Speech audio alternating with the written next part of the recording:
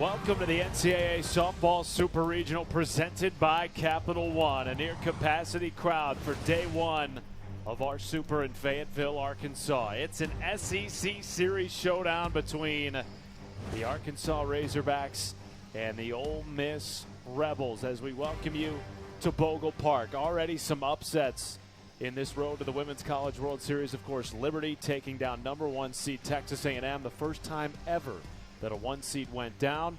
Ole Miss taking down seeded Arizona. This place was so amped, and Arkansas going out on defense as a pitcher. I'm trying to get my heart rate down, trying to relax, pitch at my 80%, and the energy and the buzz in this ballpark is real.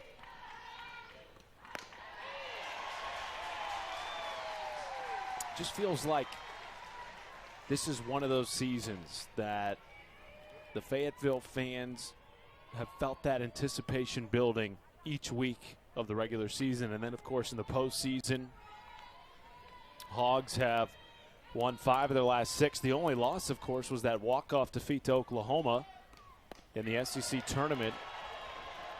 And as we talked about, Kenzie, for this program, they've been knocking on the door over the last 5 years. What Courtney Deifel has done since taking over in 2015, nothing short of miraculous. But the next step is a trip to OKC. Well, one of these teams is punching their ticket for the first time ever, so that is exciting, number one. But it's kind of a dangerous matchup for Courtney Deifel and for Arkansas because, like we just talked about, Ole Miss, their whole run, their whole identity is to play spoiler. Very comfortable being that underdog, not only here in postseason, but it's kind of what they've done in the regular season, right? Going into, of course, the SEC is one of the toughest. The gauntlet that you're gonna see in the schedule. Spoiler, taking one here, taking one there, not allowing any sweeps to happen. And then, of course, you catch fire. And the way they've been swinging offensively in the postseason, see if they can continue that this weekend. 2-2 to Jaden Pone. Pops it up left side. Back on it, Riho. Instead, it's the left fielder, Reagan Kramer, one down.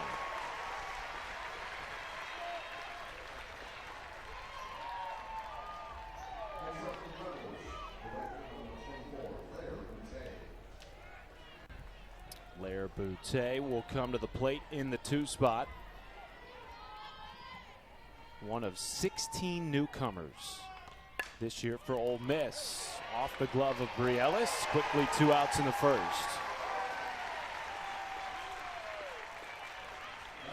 And it's interesting, Kenzie, you talk about this being a dangerous matchup for Arkansas. We saw that in the regular season.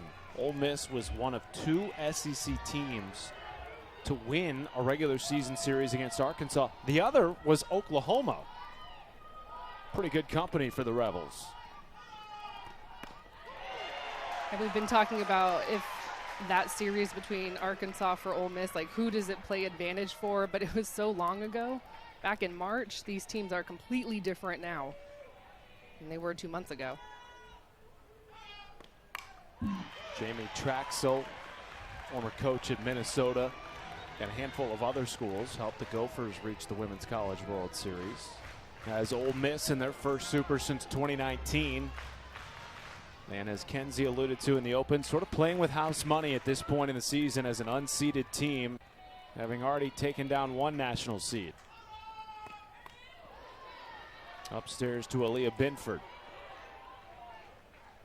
What a year she has had in her final season of collegiate softball. Spent 5 years at Baylor, was a superstar in the Big 12. And yet this year has had the best season of her career at the plate in her last. The 1-2 from Robin Heron. That almost caught Percy Yamas in the on-deck circle. That'll wake you up for a game that was supposed to start at 7 local and instead starts at 11 a.m. You do not want to take a ball off of the bat of Aaliyah Binford and misses her by half a foot.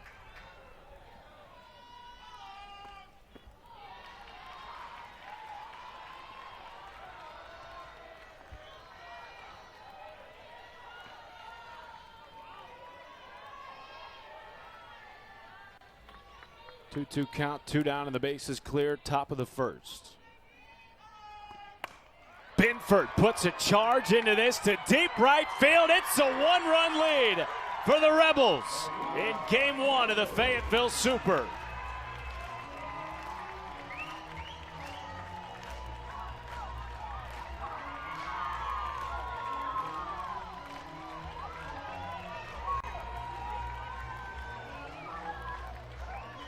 A record-breaking swing for Aaliyah Binford, who now stands alone as the single-season RBI record holder for Ole Miss softball. Postseason Aaliyah. This is her. This is what she does. Knows it off of the bat. And Matt, the pitch prior to this was a changeup in the dirt, so that eliminates anything from the off speed. You know that Robin Herron's going to give you velocity, and she just sits on that backdoor curve, sees it so deep. And the momentum is what we saw last weekend with Ole Miss. They were able to get out in front of Arizona every time they did. It resulted in a win. That is a big swing for the Rebels. 16th two-out RBI this year for Aaliyah Binford. Passes the bat to Percy Yamas, one of 8 freshmen this year for the Ole Miss Rebels. And it's interesting, all the newness with the 8 transfers and the 8 freshmen, Kenzie, they've played with a looseness and a freeness this year, according to Jamie Traxel, that she hasn't seen yet in her time at Ole Miss. There's been a little bit of magic in all of those new pieces mixed in with the returners. We're talking to Lair Boutte, and you know, Lair Boutte is a very candid player. She will tell you exactly how she feels, a player that's been at 3 schools, and she said, I have never felt that with, you know, newcomers coming on of any team that I've ever played with. When all those 16 newcomers joined, well, it was 15 until Binford came in January, but when they joined us in the fall, it felt different. We vibed right away. Yamas right into the mid of Carly Davison. That ends the first inning for Ole Miss, but not before Aaliyah Binford can make it a run-run game. Ole Miss with an early lead. The Razorbacks, Reagan Johnson, the starting center fielder.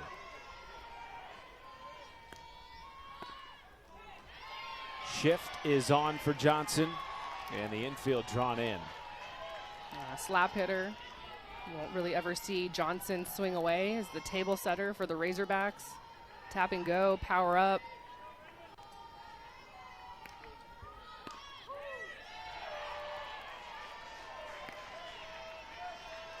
Also tells you that Lopez is really going to be working away with that curveball. We'll probably see some changeups in the dirt.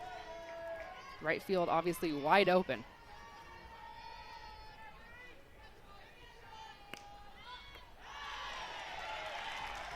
Well, so much talk in our open, and rightfully so, about Ole Miss's offense this year. But Arkansas has been no slouch in its own right. Top 10 in the country this year in runs per game with nearly 8. And Reagan Johnson, as you mentioned, a big part of that, setting the table for the Razorbacks this year. She's been their leadoff hitter since game 1. Yeah, so much respect from Coach Deifel.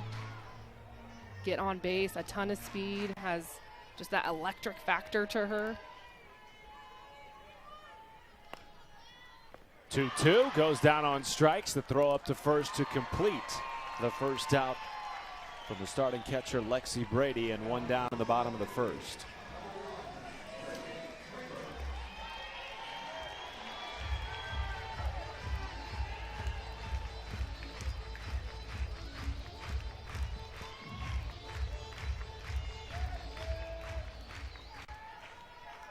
Reagan Kramer digs in, riding a 5-game hit streak. 6 for 15 over this stretch with 6 runs batted in.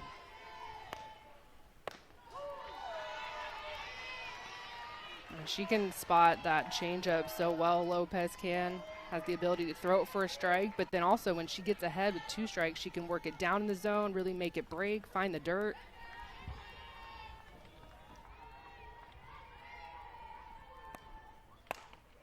Fly ball to left field. Back on it is Pone, and she makes the catch in front of the track, 2 away. And now Bree Ellis. One big question coming into the Super Regional: how much would the Ole Miss pitching staff throw to the nation's most feared power hitter in Bri Ellis. We're about to find out with 2 outs and the base is empty. Well, I feel like this at-bat will be an indicator for the rest of the weekend. Will Ole Miss challenge with nobody on? Would you? Yes, to a point. See if she can get herself out. So I like that pitch. See if Bri Ellis is going to be aggressive. You know that she wants to hit. She wants to swing. This is a hitter that can do damage not only with strikes but with balls out of the zone. And Arkansas defensively shifted way over to the left side. Mackenzie Pickens, second baseman, is playing almost like a rover position up the middle, respecting the pull power of Bri Ellis.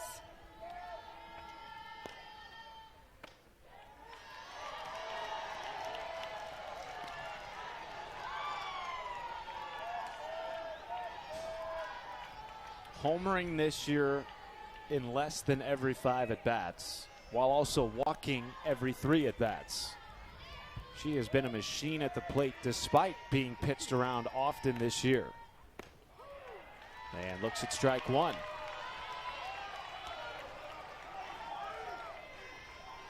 It's interesting. She told us it's been a challenge adapting to being pitched around so much late in the season, particularly since the beginning of the SEC tournament. As she draws a walk on 5 pitches. Because she wants to get up and swing, knowing what she can do for her team with 1 swing. But she said, I do enjoy being on base. So if I can draw a walk, I'm going to do it. Yeah, her on-base percentage, just insane.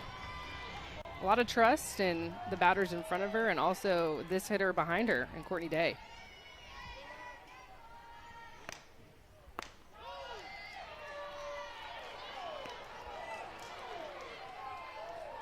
Day has been a major protector for Bri Ellis at times this season, having a career year at the plate. 319 up from each of her last 2 seasons at the University of Texas. And in the regional, had the walk-off RBI single in the 8th against Oklahoma State, giving Arkansas their first extra inning walk-off win in NCAA tournament history. Transferred from Texas, had a brief stint at Ole Miss, never competed for the Rebels, but was there in theory, and then ultimately took a year off, found her way finally to Arkansas. Oh, that was scorched. Heads up. Foul down the left field line. Really is remarkable. You mentioned being out of softball for a year in 2024. She actually was the head coach of Tarkington High School softball in Cleveland, Texas. Was sure she'd never play again. Hopped in the fall portal. Signed December 9th, 2024, and joined Arkansas mid-year.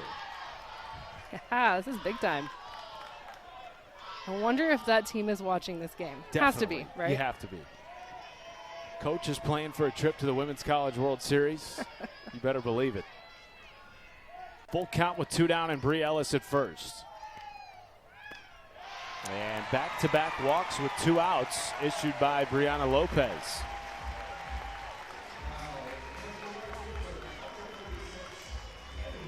And so the tying run now in scoring position for the Hogs with Kaylee Wyckoff coming to the plate.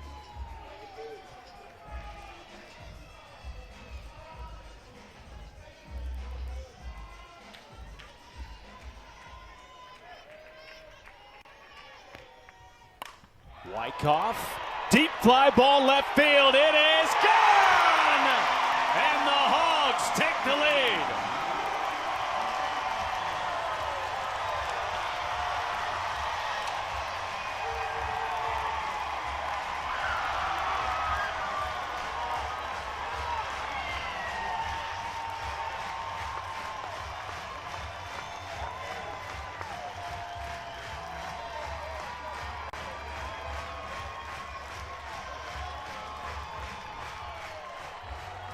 It is so important to get your home crowd into it, especially after Ole Miss throws the first punch. Arkansas punches right back, 2 free bases, sets up this Wyckoff blast.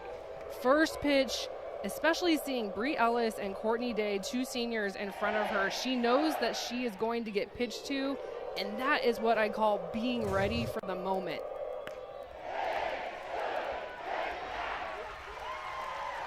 We knew offense would be at the forefront of this series between Ole Miss and Arkansas. The regular season series was that way. Both of their runs in the NCAA tournament have been that way. Ball 1 to Ella McDowell.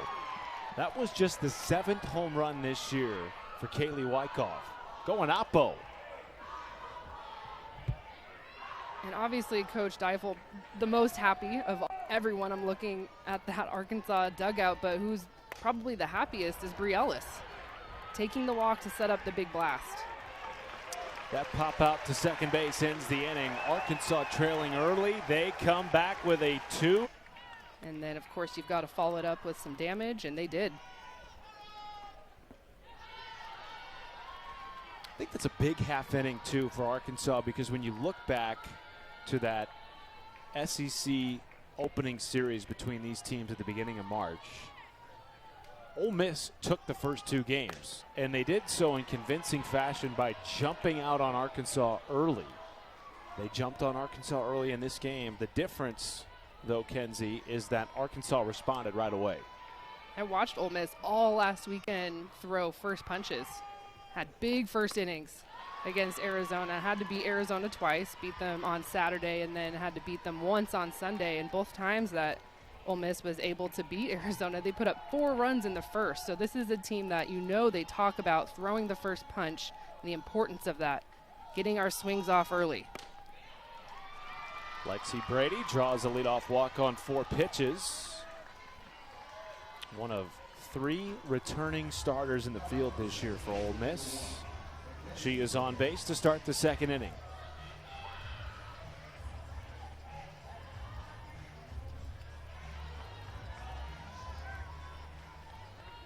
Passes the bat to the freshman Mackenzie Pickens.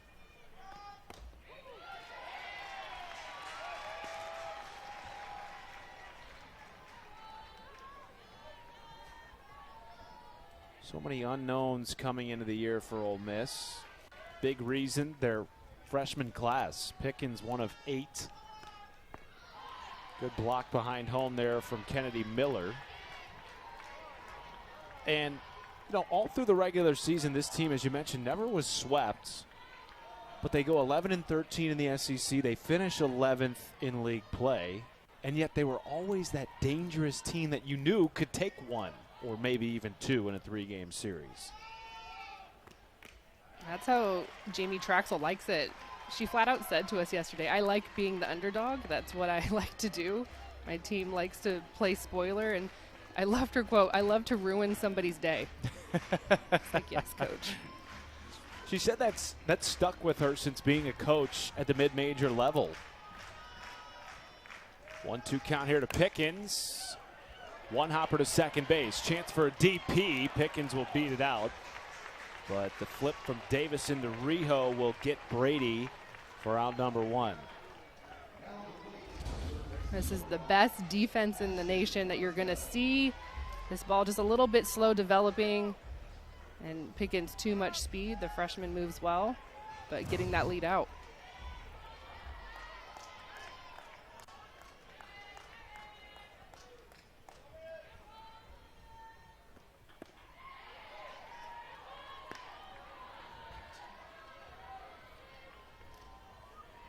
Ashton Lansdale certainly plays into that underdog theme. This is just the 3rd year of her playing competitive softball regularly. Grew up a baseball player, played high school baseball, and became the first female ever to play baseball at the junior college level. And a few years ago, Kenzie transferred to Florida International, where she played 2 years of softball, and now finds herself here at Ole Miss playing in a super against Arkansas just 3 years later. It's kind of a big gamble, right, for Coach Traxel to bring a player that has not even played softball for 4 seasons.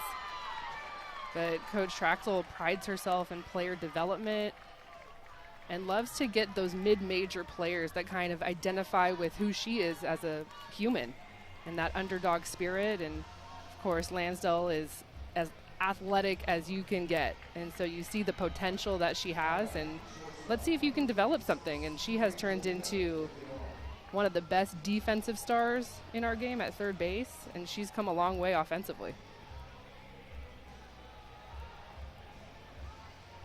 Courtney Deifel in the circle here. 2 walks in the inning issued by Robin Heron, and now the go-ahead run coming to the plate in Angelina De Leon. But you're right. I mean, Jamie Traxel, she played collegiately at St. Cloud State, got her coaching career started at North Dakota State. She has that mid-major underdog grit in her blood, and her program this year has completely embodied that. And it's a big roster, so you know that's a fiery roster. When you get 26 competitors under one roof, there's going to be a lot of spirited practices, a lot of inter squads that are tense. You speaking from experience? Well, I also asked her, but yes, inter squads, the dog days of January, when you have, a big team and you also have all these new pieces, not knowing who's going to be in the lineup, right? I'm trying to fight for a spot against you, but you're also my teammate at the same time. Coach brought me in because she told me I was going to do this. I mean, there's so many things that go into the dynamic of building a team and building a culture. But it's one of those things where it's the cream is going to rise to the top, and so iron sharpens iron, and you figure it out as well along the season. 2-0 to De Leon.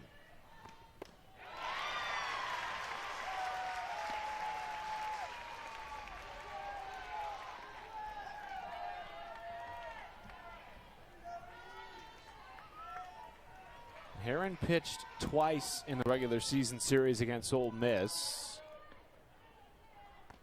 Was sacked with a loss in game 1, then came back and won game 3. Ole Miss outscoring Arkansas over the first 2 games of that series 18-4.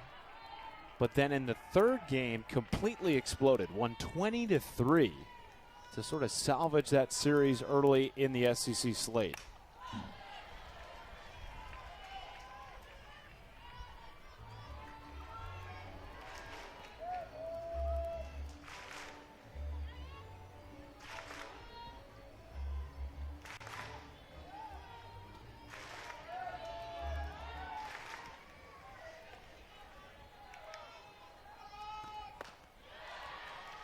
Full count to De Leon.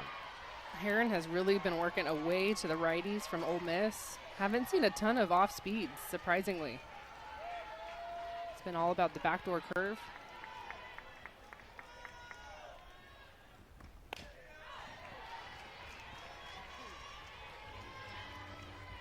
Well, she told us yesterday her favorite out pitch to a righty is a rise ball in. We're going to get that here with a 3-2 count. Tying run on first. That is such a gutsy pitch. We'll see. Now going away. And gets the strikeout. Runner goes and is safe at third base. Pickens got a great jump. And Lansdale up to second base as well with 2 down.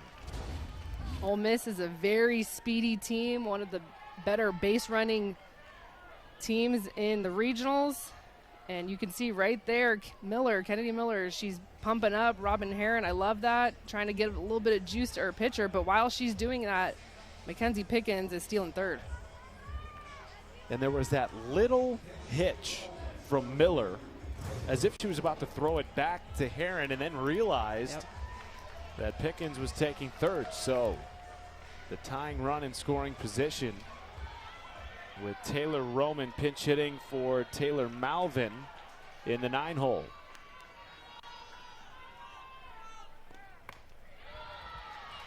And Malvin, a left-handed hitter, slap and go, tap and go type of player. So lefty versus righty, and Taylor Malvin had some pinch hit magic last weekend down in Tucson.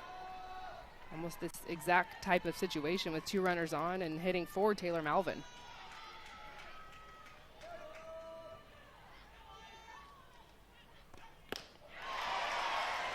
Went around on the check swing, the senior from Missouri City, Texas, who began her career at the University of Louisiana and is now spending her senior season with the Ole Miss Rebels. Could tie the game here in the second inning or take the lead. Oof.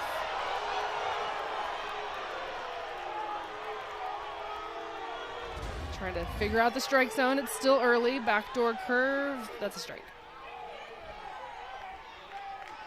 I also have a very big strike zone, just a heads up. Oh, no kidding.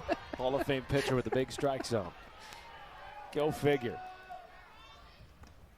Roman swings through the 2-1. And now a 2-strike count with 2 down in the top of the second inning.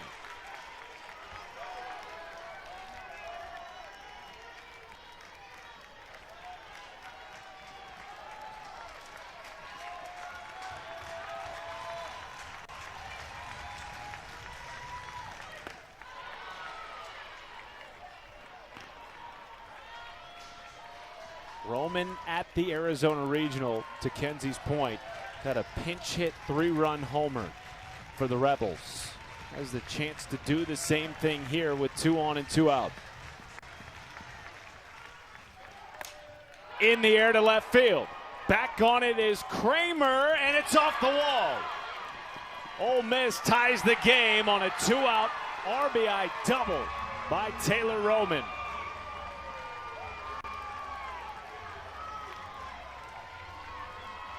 It is so hard to be a pinch hitter. It is the hardest thing to do in our sport, arguably. You're coming in for one moment, and what an at-bat from the senior. She looked kind of foolish on a couple of pitches, but stuck with it. I thought that Kramer was going to have a play on this, running it deep down to the warning track. 2-run score. Wow. Senior magic, that pinch hit magic, that is so hard to do. I'm just stunned. That was impressive. Taylor Malvin comes back into the game to run for Roman at second base. She represents the go-ahead run in scoring position as Ole Miss flips the lineup back over to Jaden Pone.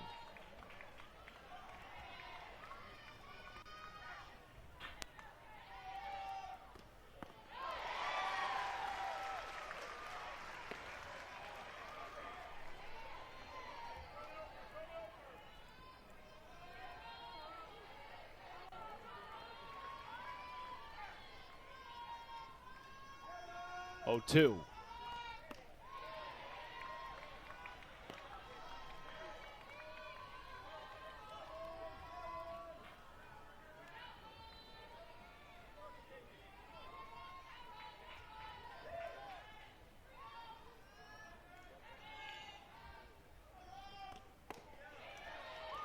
One thing that 2 RBI double is quieted this crowd.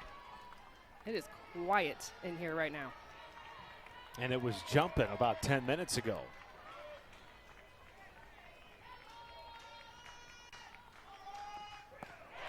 Pone goes down on strikes. Heron gets out of the inning with 2 strikeouts, but not before Taylor Roman can momentum, and then Clemson, who's been a really hot team down the stretch, just took it and ran. And then Texas, I mean, Texas. Well, the thing about Clemson too, Kenzie, is like they replaced so much from last year. It's been a great story for our sport because they were very similar to Ole Miss, a completely different team in February and in March than they are now. But it's all about peaking at the right time.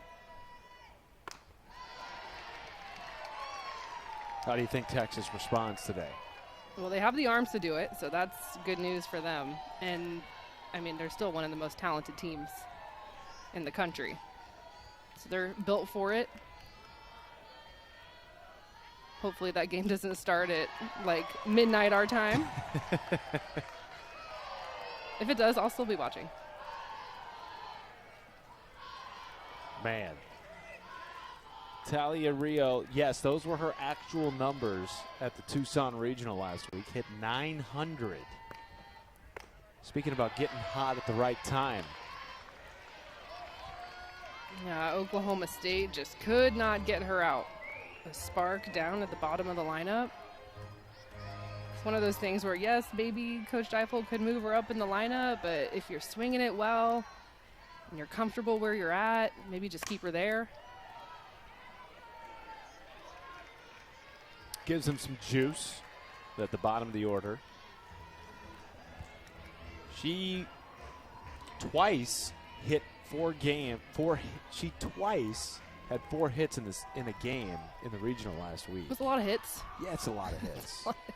First player to tally 4 hits in an NCAA tournament game in Arkansas history.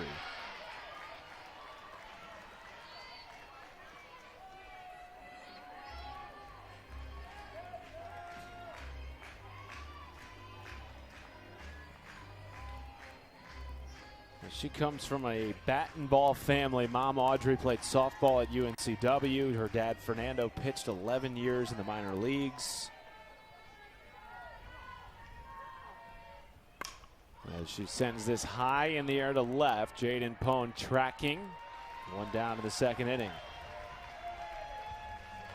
Well, the Women's College World Series returns again to Oklahoma City. Action begins this Thursday, hard to believe, 12 p.m. Eastern, live on ESPN. For more information on the 2025 Women's College World Series, go to NCAA.com, the official online home for all 90 NCAA championships.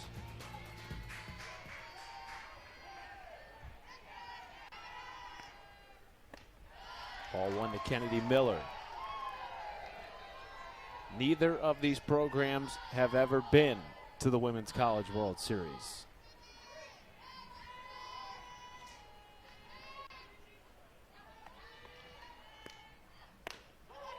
Arkansas just 1-6 all-time in super regional games.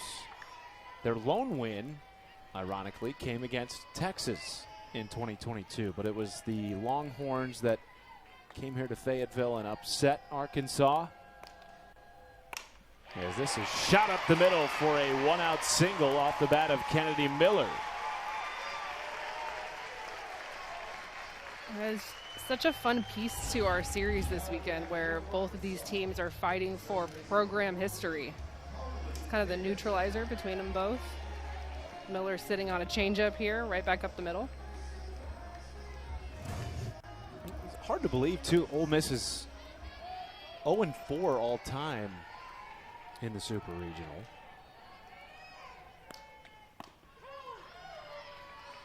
They are making their first trip since 2019.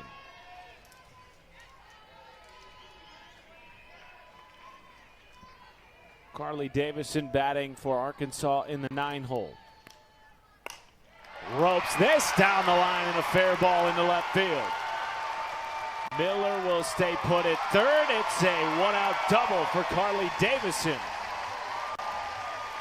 Well, you know who has been to the Women's College World Series is Carly Davison. Went her freshman season with Utah and then hitting coach DJ Gasso. Hitting down in the 9 spot. Gets an inside curveball. We have not seen Lopez challenge the righties in very much, so she tests it here and Davison is all over it. Yeah, there's Davison and then Courtney Day. 2 different teams have both been to OKC, like you talked about, Day with Texas. Chopper to third. Lansdale comes home, and Miller in trouble is tagged out.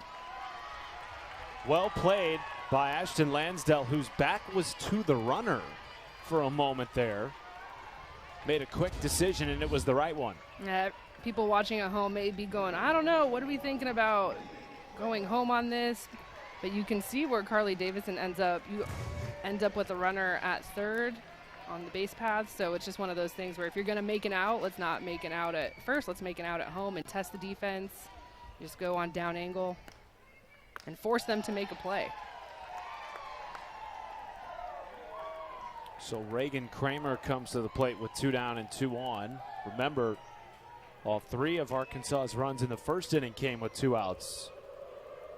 on a 3-run shot by Kaylee Wyckoff.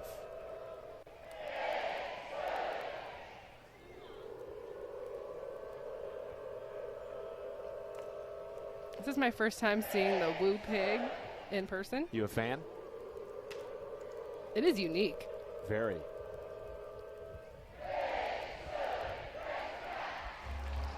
Got to give a lot of credit to the Bogle Park faithful too. They thought the game tonight was going to start at 8 Eastern. Yep. And then last night, because of impending weather later on today, they moved the game way up to an 11 a.m. local start. And the folks in the berm have been waiting for hours to get into Bogle Park this morning. Yeah, they rallied the troops.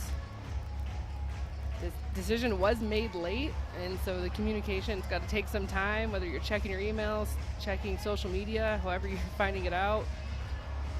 Local news was here yesterday covering practice, but the word got out.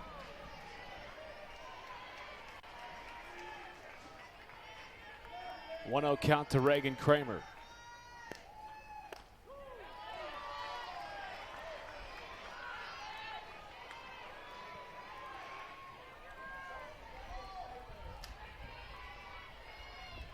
Has found the perfect spot in the lineup this year for her.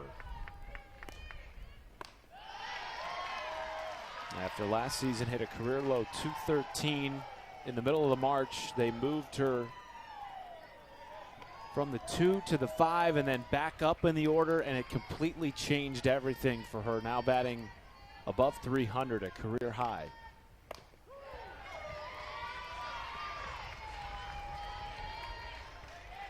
That's the pitch that Kramer needs to drive. Now 2 strikes. Lopez has the ability to change speeds, can go up with the rise, can also run the curve further away.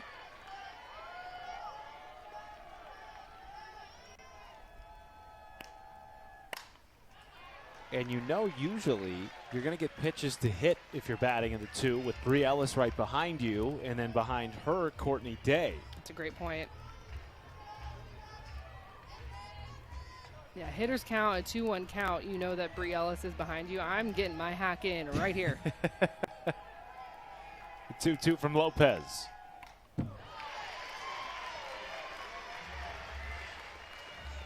Courtney Deifel talked about it too. She said, you know, Kramer doesn't get a lot of shine because of who bats behind her, but she's sort of the Robin to all the Batmen in our offense. Flies under the radar, and that's perfectly fine with her. Produces often in that 2-hole.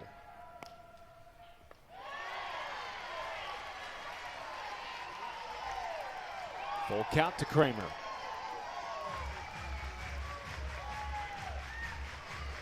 This is a very important pitch for Bri Lopez.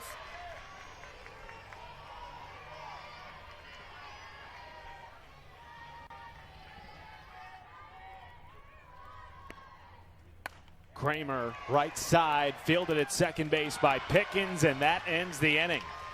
2 on and less than 2 outs, and Arkansas unable to capitalize. Hogs strand 2, we're tied at 3 after 2 in Fayetteville. You wonder, Kenzie, if it's just because of the way Ole Miss was grinding out at bats against Heron. Last inning, she threw 31 pitches, 18 of those balls. And Ole Miss played it 2 more runs to tie the game at 3. And one thing, Matt, that I was watching and, you know, keeping note of, and I'm sure Courtney Deifel, she's the pitching coach, she calls pitches, is that Robin Heron did not have her changeup consistently for a strike. And that is her best pitch. High fly ball off the end of the bat of Boutte. And it's short. It's Rijo, 1 down.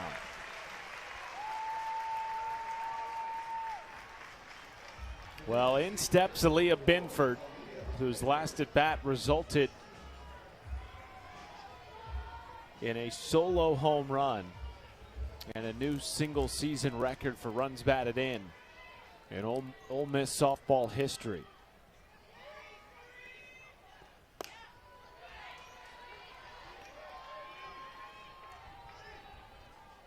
Another player that comes over from the transfer portal with deep postseason experience.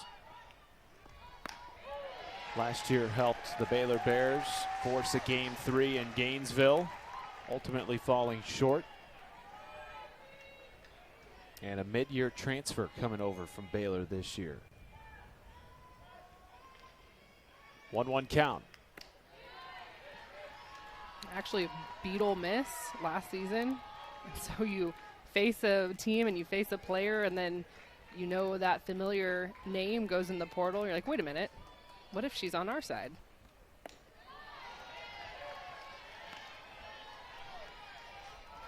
Hitters count to Binford, who had an insanely productive regional. 8 for 14, 3 homers, 8 runs batted in.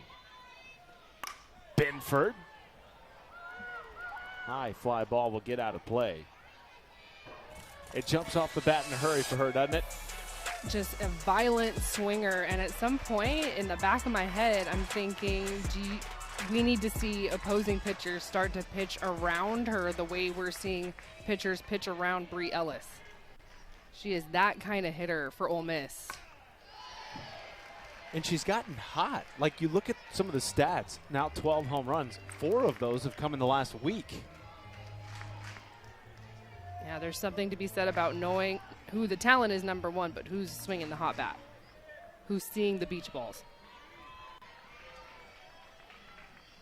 3-2. Upstairs, and a 1-out walk drawn by Aaliyah Binford.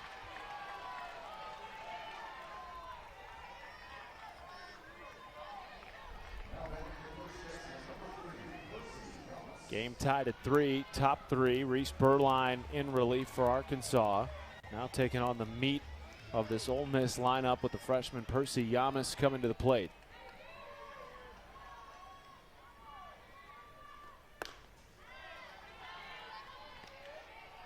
And Yamas, too, a major regional. 3 home runs, 5 runs batted in. Riding a 7-game on-base streak for the Rebels.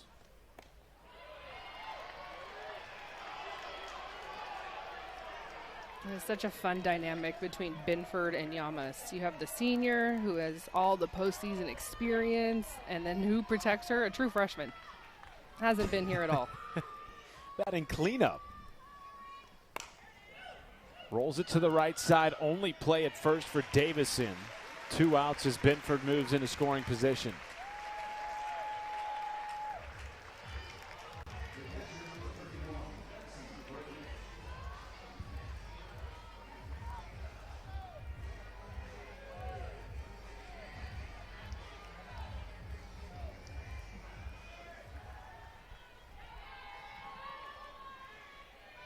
Lexi Brady.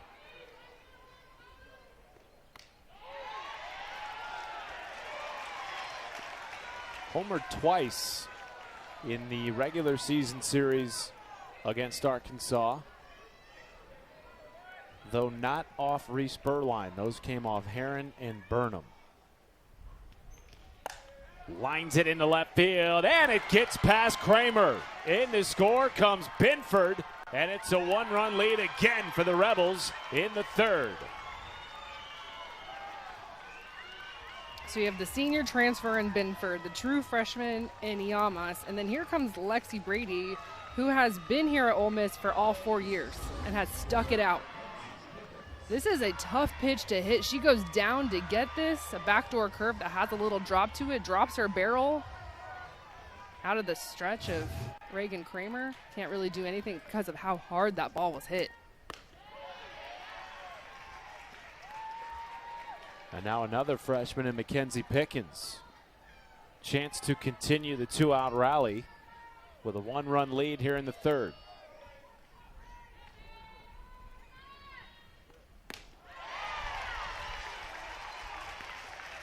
Oh, 2 from Berline.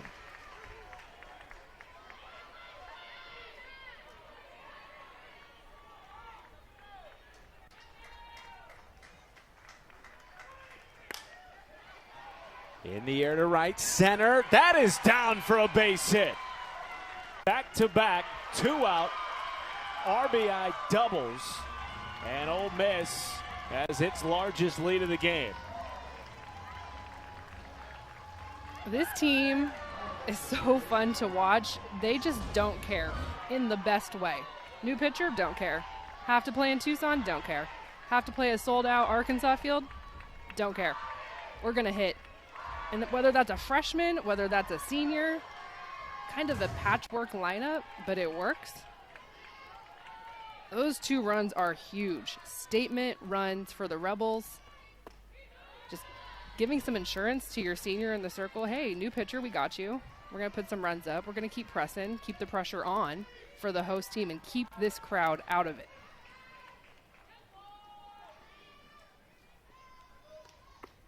They are now 4 for 6 today with runners in scoring position. And Kenzie, 3 of their 5 runs have been driven in with 2 outs. That's a mentality to me. 2-out hitting is a mentality.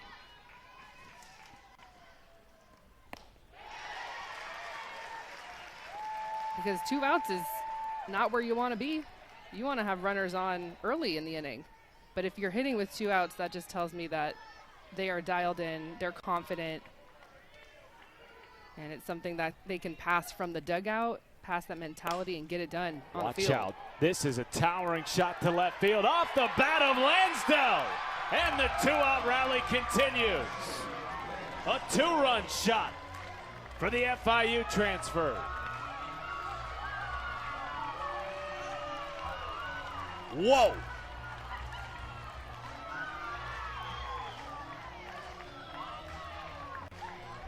Wow. 3 straight, 2-out, extra base hits, all driving in runs for the Rebels. And they have broken it open here in the 3rd. And it's the production coming from the 7-hole here. Ashton Lansdell, this is not who you circle in terms of we can't let her beat us. This is a hitter that you want to go at. You're going to circle Aaliyah Binford, Percy Yamas, Jaden Pone. So you're getting this kind of energy number 1, but production number 2. From the 7 spot, Hottie Toddy is rolling. We will take a break with a pitching change. It'll be Lexi King in the circle when we return from Arkansas.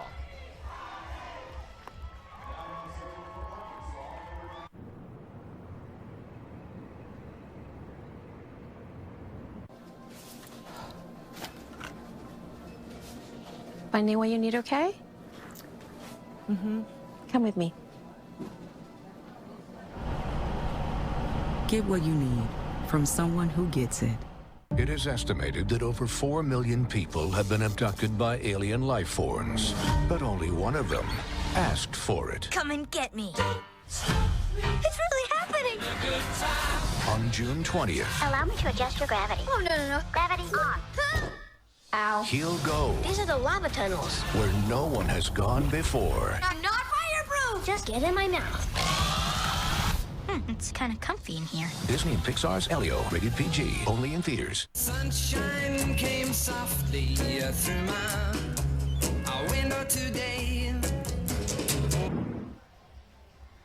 Some shock at Bogle Park as now a freshman, Lexi King, will come in to relieve Reese Berline in the 3rd after Ole Miss has scored 4 consecutive 2-out runs to jump out to a 4-run lead in this game.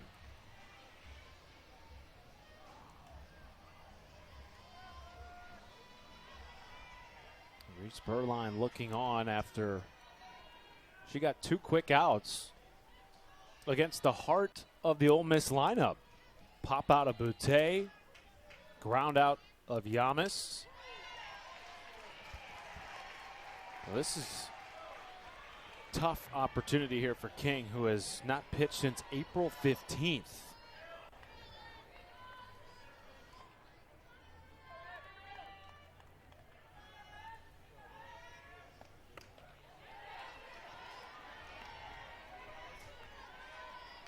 Taking on Angelina DeLeon here. A 1-1 count to the starting shortstop.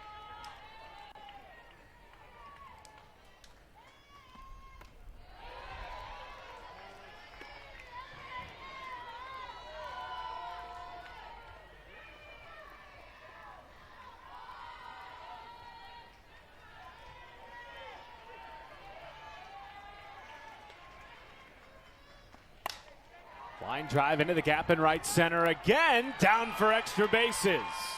And it is a ground rule double for Angelina De Leon. 4 straight extra base hits coming with 2 outs in the inning for Ole Miss. It is so hard to be on time for a new pitcher. Even if you have all the data in the world, which they do, you can watch film on anybody. If you have played, there's film of it. But to get into the box and be on time for a new pitcher time and time again, this is the 3rd pitcher that Ole Miss has seen today, and we are early in this ballgame. Malvin drops down a bunt. Going to be a tough play. There isn't one. Malvin beats it out. No throw from McDowell, and up to 3rd goes De Leon, but they're going to say that Malvin was out. I think out of the box. So it will be a ball on Malvin. I thought potentially the second base umpire, Jim Bertuzzi, was saying she was not in the running lane and was obstructing a potential throw from McDowell. Here's Chelsea Clark, the home plate umpire, giving an explanation to Jamie Traxel. I think of just because of which umpire called that, it was Bertuzzi who's behind second. That is his job. He's watching the feet. He's directly head on.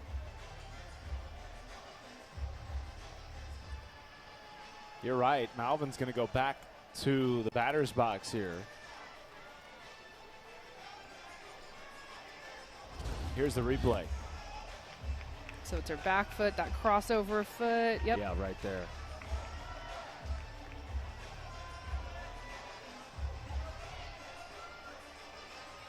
This Sort used of to had be to lunge at it late there. Yeah, this used to be an out a couple of years ago, and I hated that. So I'm glad that the rule is much fairer now. Drives this into center and gliding in to make the catch. Johnson wiping off a potential 2-out hit. But Ole Miss doing damage in the 3rd with 2 outs, scoring 4 runs, including this home run by Lansdell. Just a big blast from the 7-hole, the senior, who's a defensive player, but she's offensive today, and the energy, Ole Miss on top.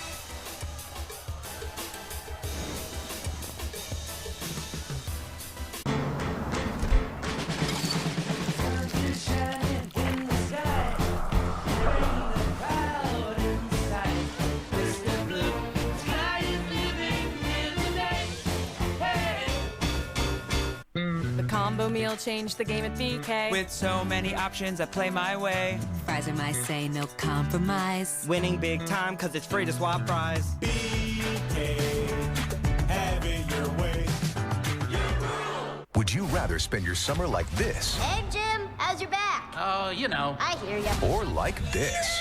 What's happening? Welcome. Allow me to adjust your gravity. I'm fine. Gravity on. On June 20th, kick off your summer with Elio. You're more puny than I expected. I could say the same about you. These are the lava tunnels.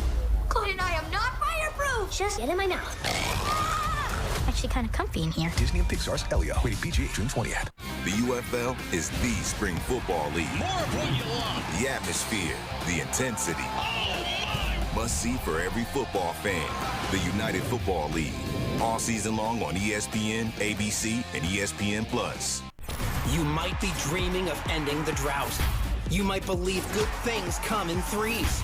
All that matters now is winning this game. The Western Conference Final continues. Well, if there's anybody that can start a rally for Arkansas, it is Bri Ellis, if she can get pitched to. And that has been the issue during the postseason. Teams have simply not thrown her strikes because of the ridiculous numbers, Kenzie Fowler, that she has put up this year.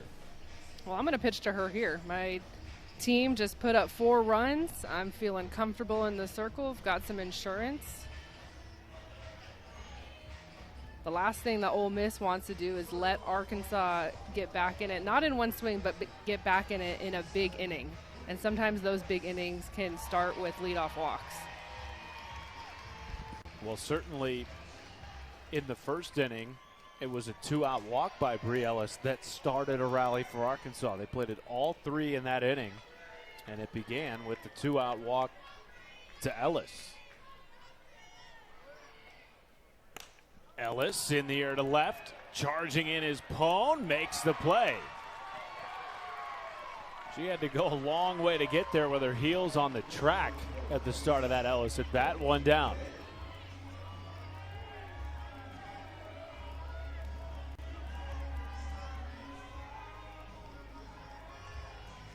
Now Courtney Deifel's Arkansas Razorbacks 0-6 all time in the NCAA tournament when giving up 7 runs or more. And with the way Ole Miss is swinging, that has to create a little bit of extra pressure too offensively for the Razorbacks, you would think. Big time.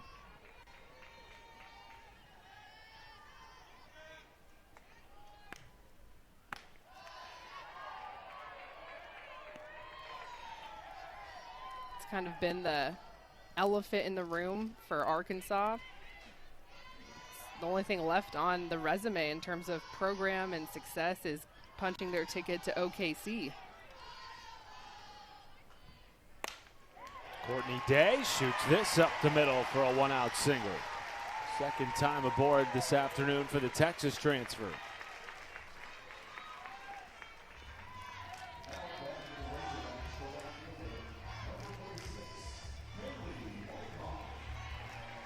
For Arkansas, you're right. The elephant in the room has been, how do you get out of super regionals? And the pressure gets ratcheted up a notch too, because this is their 3rd straight super regional hosted here at Bogle Park. And I'm curious, as a pitcher, do you have that in the back of your mind? If you're Brianna Lopez right now, hey, all the pressure's on Arkansas here. I can guarantee you that Jamie Traxel talked to her team about the pressure. Because both of these teams are trying to do a first for their program. So that's pressure number 1. Like, can it be us? But then if you're the spoiler, you're the visitor, you've got to talk about it. Hey, we're playing at their ballpark, their fans. The pressure is all on them. And then also they have the higher seed. So on paper, we are the underdog. We're an unseeded. We're not even seeded. We went into Tucson and upset Arizona. We can do the same thing here. And so that is great for Ole Miss because the path is set. They've done it. It's just, can we repeat exactly what we did last weekend? 0-2 strikeout from Lopez, 2 down, and her first K of the afternoon. Well, you gotta love this from Lopez. 2 quick outs with a 4-run lead. And even the single that she gave up to Courtney Day wasn't hit super hard, got a little jammed. Just limiting hits to singles. It sounds so funny, but it's real. Hitters in the SEC are gonna get theirs, but how much damage is being done? Are home runs solo home runs, or are they 3-run home runs like we've seen here today, Ole Miss, with Ashton Lansell? 3-run home run, 2-run home run.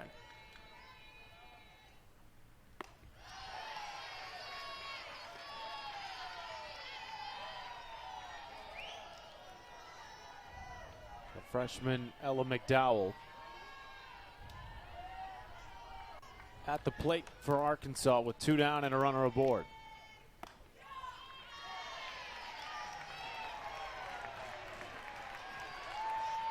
And for Lopez, what an opportunity. Second-year transfer from Hawaii. Wanted to pitch on a bigger stage. Has helped Ole Miss get to a place they had not yet been under Jamie Traxel. Issues a 2-out walk. Last 2 pitches I've seen called today, and you can see Lexi Brady chatting it up a little bit, trying to find the strike zone here in the 3rd. Chelsea Clark, her home plate umpire.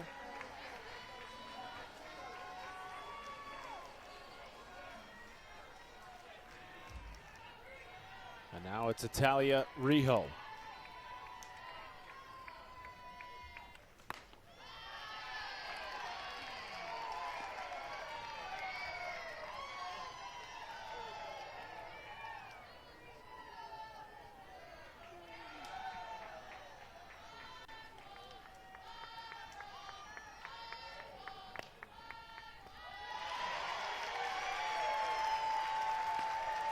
I like this timeout here from Lexi Brady. 4 balls in a row. Give Lopez a little bit of a breather.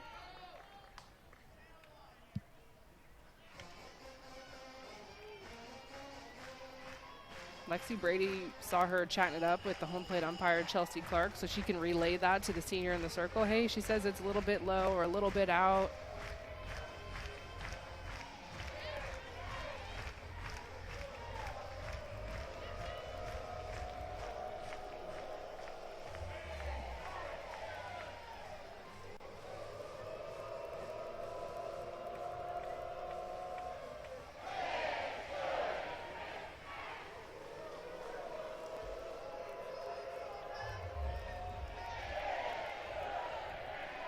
Two on, 2 out, 2-0 count.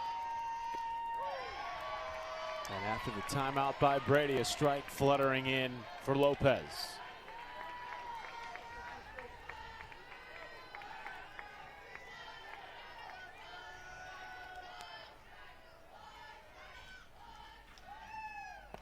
Oh, fooled on that off speed. 2-2. That tells you the confidence that Bri Lopez has in that changeup. She threw the changeup in the dirt before Brady called timeout, and then what does she go back to? The changeup.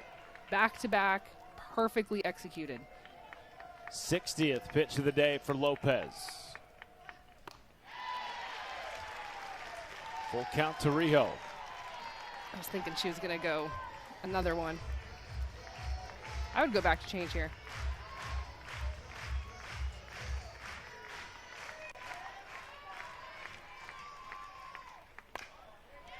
Was the change your out pitch?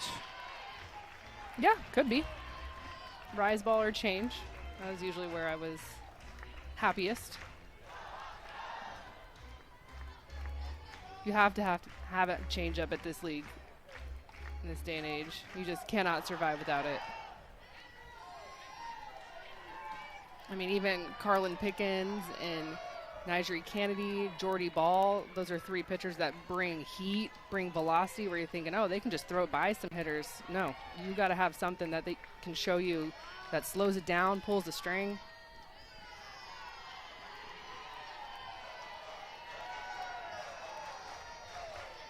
Certainly all 3 of those pitchers have kept opposing hitters very much off balance. Rijo again fouling it off.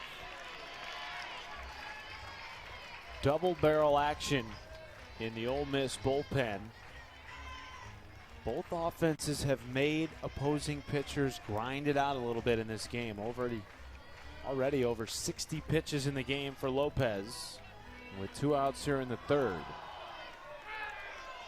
It's Wachenio and Cooper getting loose for the Rebels. 8th pitch of the at-bat. And another foul ball. So Lopez was going change after change, and you saw Rijo start to make the adjustments with the foul balls out in front, down the line, and then she goes to the velocity, the curveball, and Rijo is late. So you're playing with the timing. Just now the advantage continues to drift in Rijo's way, seeing a lot of pitches in this at-bat. Lines this up the middle and delivers. They will wave Day, and she will score without a throw. Hogs back on the board with a 2-out base knock by Italia Rijo. Just earned this at bat, earned this RBI, forced Bri Lopez to give her everything, saw the entire arsenal. And when you see everything, your timing is going to get better. Foul continues that hot bat that we saw last weekend here in regionals.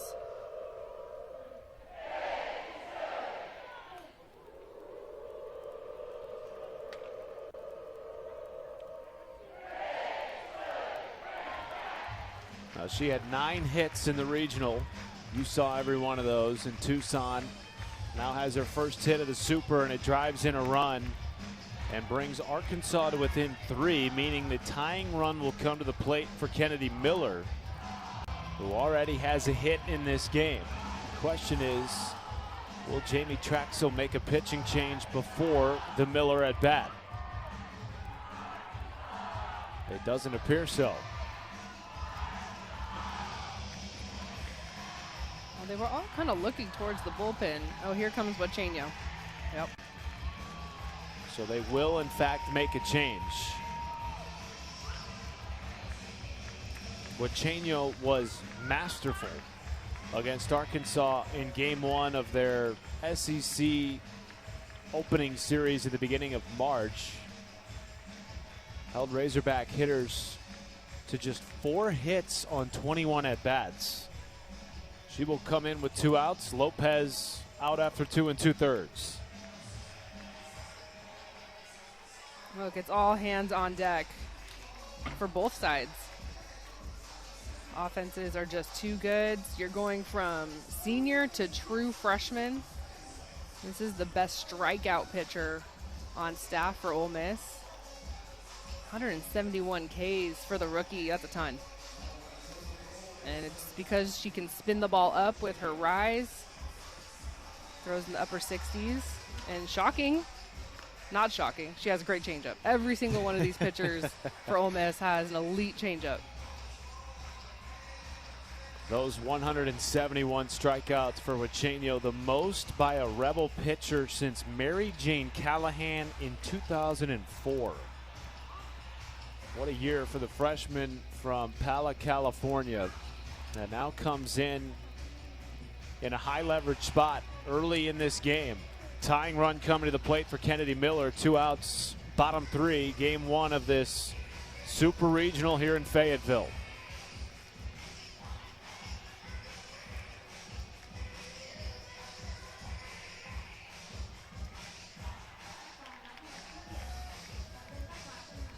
I'm going to use this opportunity to shout out the DJ here at Bogle.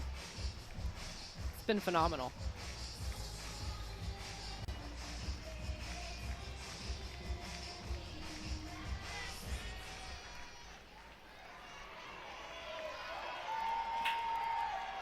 Two on, 2 out for Kennedy Miller.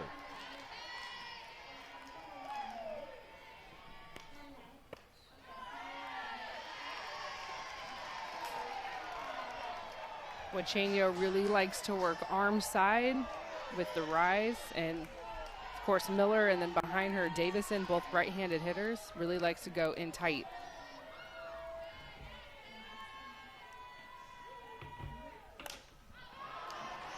Jam piece, and Wachenio comes in. And then you have someone to close it. And so you're seeing that for Arkansas here, but it's just, we didn't expect maybe to see Berline so early, and definitely didn't expect to see King here. Boutte takes the 2-1 into left field. Back-to-back opposite field singles to start the 4th inning off Lexi King.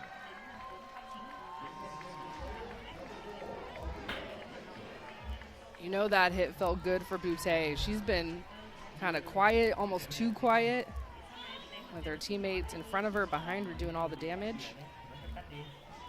Finally gets in on the action. Boutte went hitless in the regional in Tucson. And she was one of a handful of Ole Miss players that we got to chat with going into the Super Regional. Joked everybody was hot but her.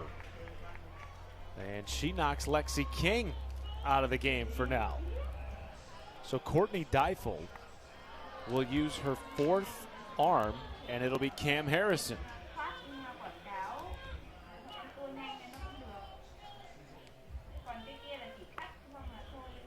Man, and my I feel like scorebook, this is a huge inning for both teams. I was gonna say, my scorebook is working right now. Been a lot of different pieces on both sides, whether it's pinch hit magic. We saw that from Taylor Roman. Kind of get the momentum for Ole Miss. And then right now, Arkansas going to Cam Harrison.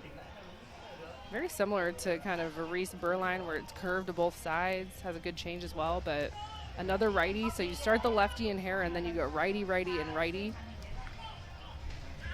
And this is the hitter at the dish right now. Aaliyah Benford, no one better in this lineup. 2 on, no outs. And to your point, I mean, I know it's a 3-run game right now, but this is an inning that could go either way. Could absolutely start leaning towards a potential run rule territory type of game for Ole Miss if Arkansas is not careful. Binford has already homered in this game, has twice come in to score, and is the new single-season program record holder for runs batted in with 55. Takes the plate with nobody out here in the fourth.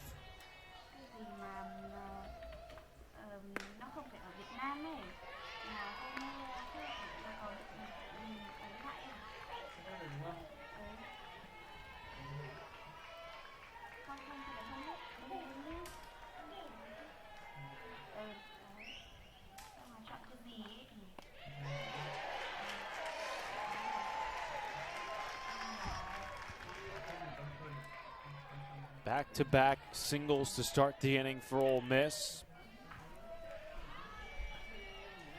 Pone and then Boutte. Duke pinch running for Boutte at first base.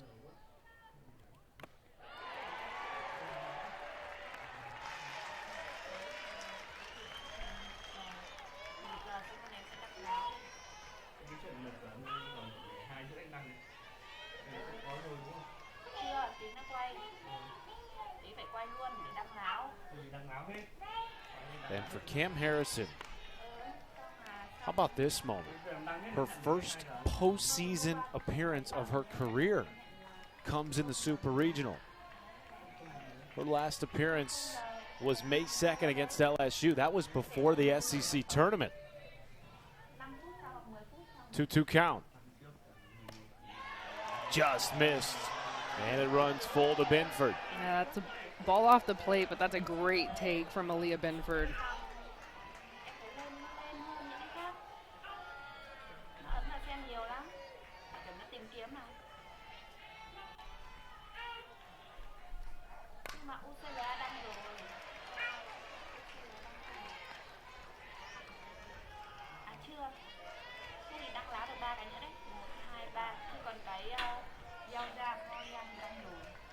In Harrison's last appearance, 5 earned runs on 6 hits over 2 2/3 against the LSU Tigers.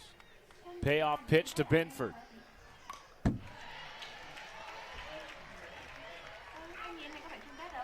But if you're trying to save Peyton Burnham, you're running out of options if you're Courtney Deifel. Rolling the dice here with her freshman from Brookshire, Texas.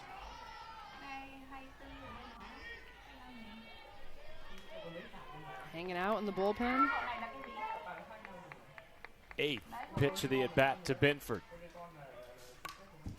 She is narrowly missing these. She scares me, and I am nowhere near that pitcher circle.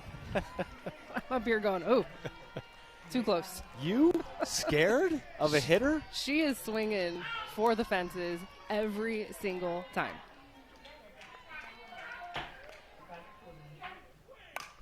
Binford left side, backhanded at short, flipped to third, made by Rijo, but it pushed McDowell off the bag. The flip beat Pone to the bag, but it was not accurate enough to keep McDowell's foot on the bag, and now we may have a meeting amongst our umpiring crew here. Don Brown coming over from first base. Arkansas is challenged in the previous play at third base. The call on the field was safe. This play is under review. Now, this is the only play that Rijo has. It looked to me that McDowell did have her foot just on the side of the base. It wasn't on the top, right? It was just kind of hidden in the dirt. Right there. There, yeah. I think this is a good challenge by Courtney Deifel.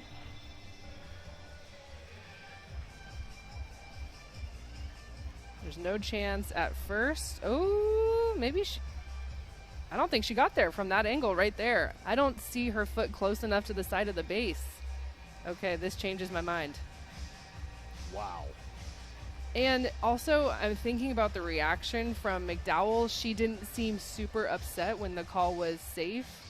So that typically tells me that she's right there. She knows.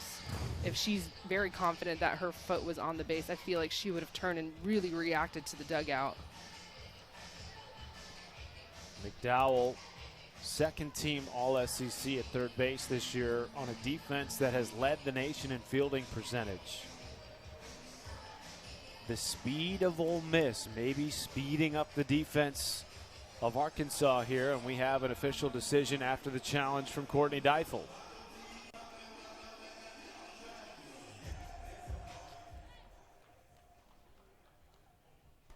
After review, safe on the field is upheld. They have safe at third base. That is Arkansas's first challenge. And so now the bases will be loaded for the superstar freshman, Percy Yamas.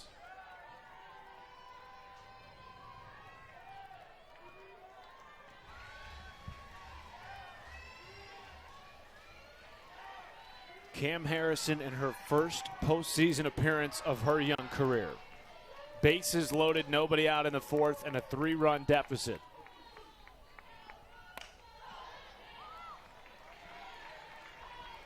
How are you pitching Yamas here, who's 6 for 10 this season with the bases loaded?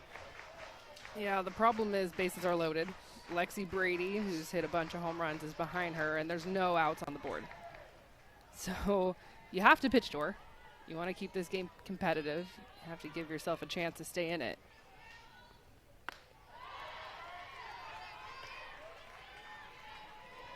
And Cam Harrison is an up ball spinner, so she's going curve, she's going rise, doesn't really have anything down in the zone with the drop.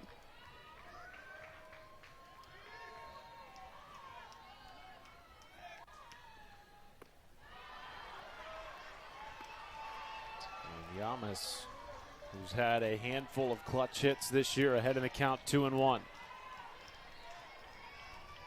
Jamie Traxel joked, even in Oxford, Mississippi, she's not sure Percy Yamas has broken his sweat. As she drives this into the middle of the second baseman, Davison. The exact out Cam Harrison needed. 1 down in the fourth.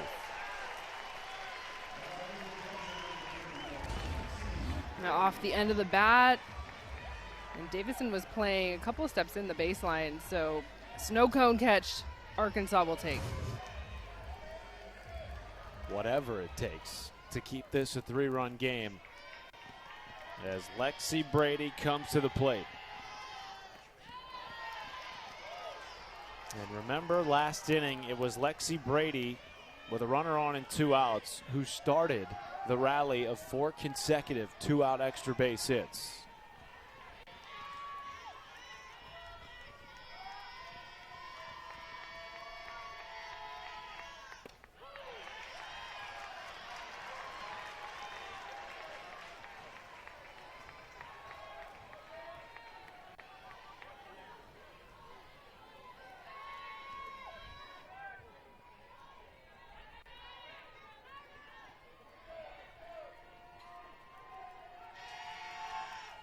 Brady drives this into center. Diving play by Johnson.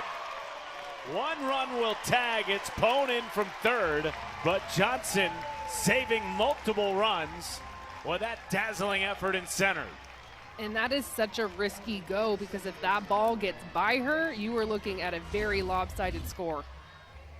But Reagan Johnson is the center fielder on the best defensive team in the country. So she's confident, I got this 10 times out of 10 times. Great catch in center field. 4-run lead for Ole Miss. 2 on and 2 out for Mackenzie Pickens.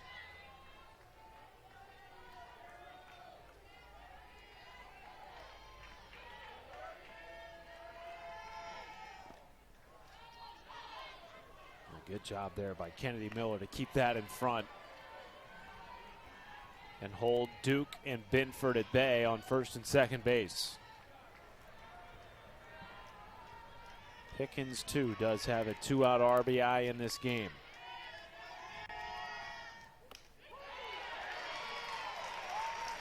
Arkansas can get out of this defensively. All things considered, 1 run, had bases loaded in the heart of the Ole Miss lineup. You've got to take that small sliver of momentum.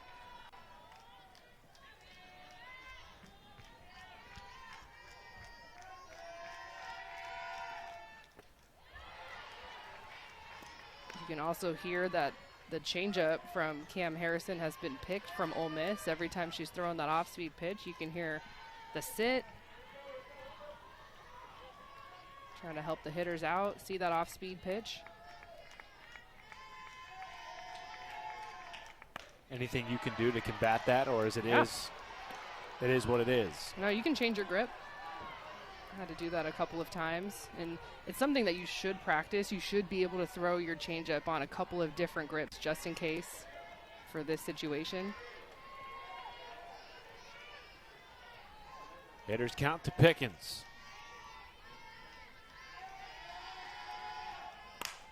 Launched down the line and left, and it will tail foul. That was crushed by the freshman Mackenzie Pickens. Does have 8 homers this year.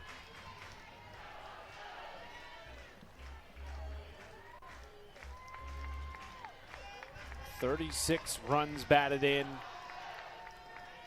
The 3-2. Missed to load the bases. Bree Ellis thought that was strike 3. Standing just outside the circle as if she was about to celebrate a strikeout with Cam Harrison.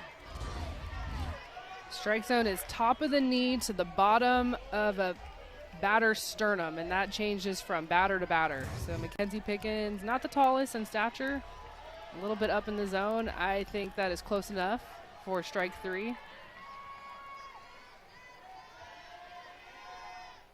Instead, the inning continues for the former baseballer turned softballer, Ashton Lansdell, who homered in her last at bat.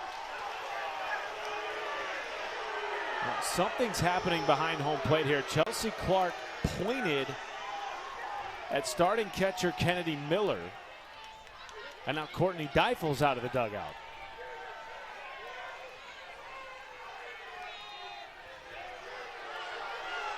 It almost looked like a warning, because it wasn't a timeout. And Kennedy Miller is smiling about it,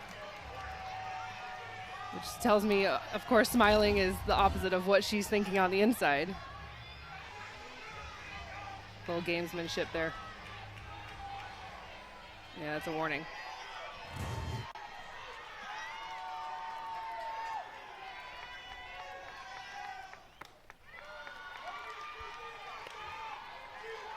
Home plate was dirty.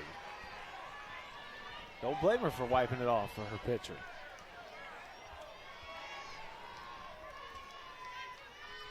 (2-0) to Lansdell.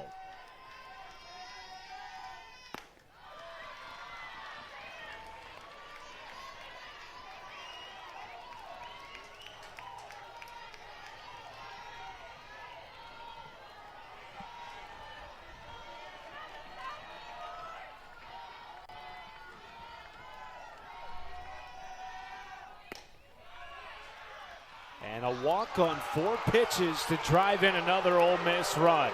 And the fans here at Bogle Park giving home plate umpire Chelsea Clark an earful.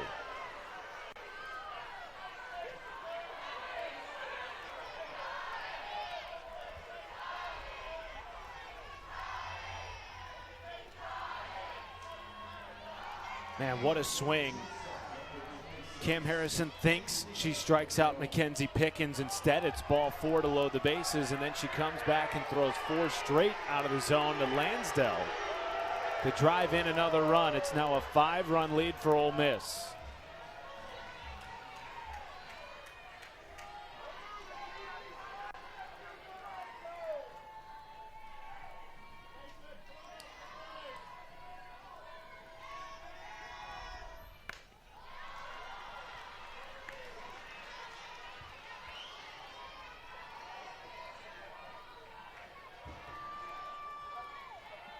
And for the 3rd time this season, Ole Miss offense has plated 9 runs in a game against Arkansas.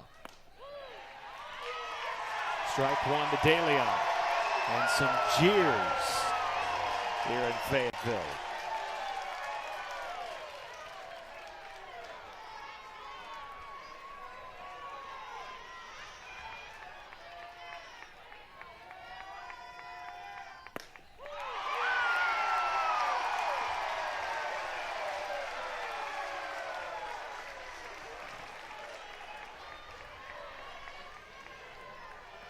Ole Miss has been lethal with 2 outs. 8 of their 9 runs coming with 2 outs. The 1-2.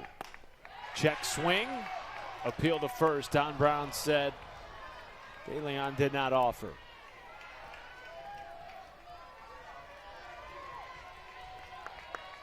Why there was such a quick hook to your ace, the pitcher that has gotten you to this point.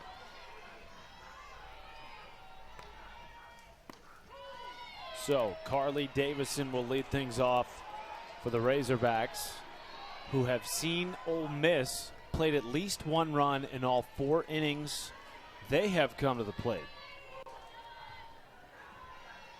And Arkansas respond here in the home half of the 4th, down 5 against Miley Wachenio.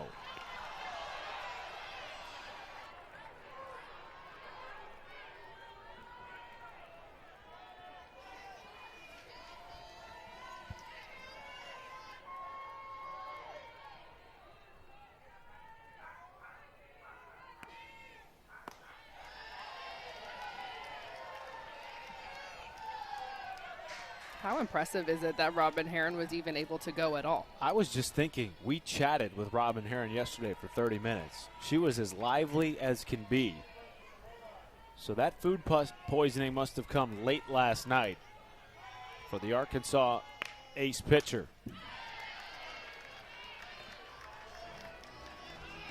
The same goes for Peyton Burnham. You hope it's 24 hours out of the system so she can go tomorrow at full strength.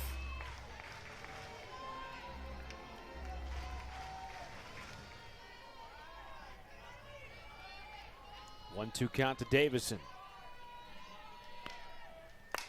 Launched into right center, gliding over to make the play is Duke.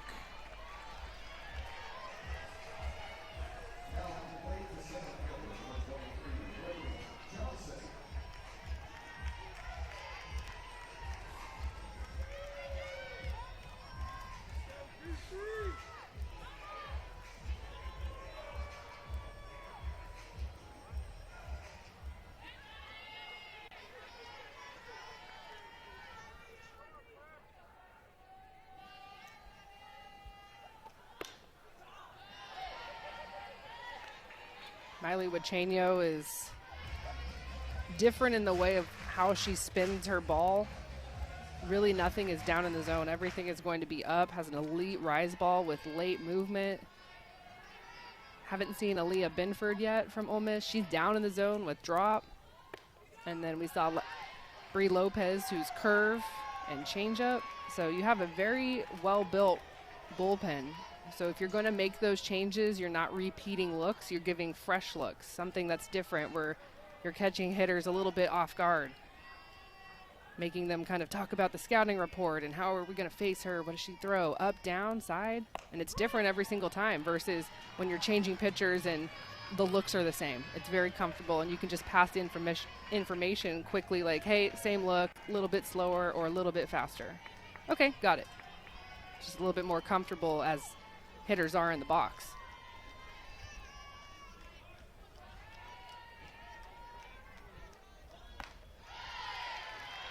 One to Johnson. Boy, would she love to get on with Reagan Kramer on deck, Bree Ellis in the hole. Top of this Arkansas order. Hoping they can chip away at this 5-run deficit.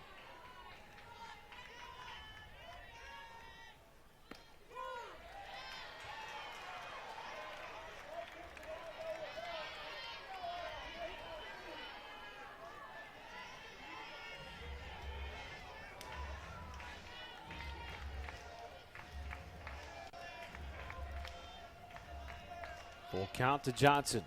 Big shift on. And she draws a walk.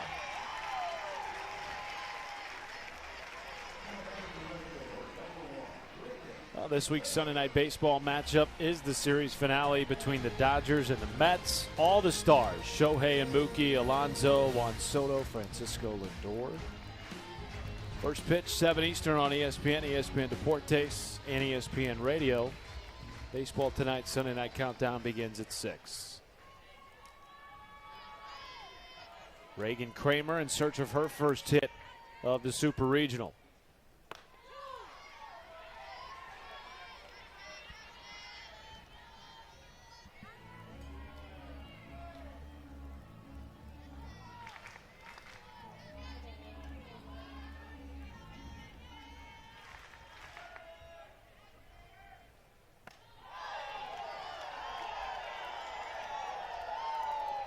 And I like that Arkansas offensively is being very patient with Wachenio.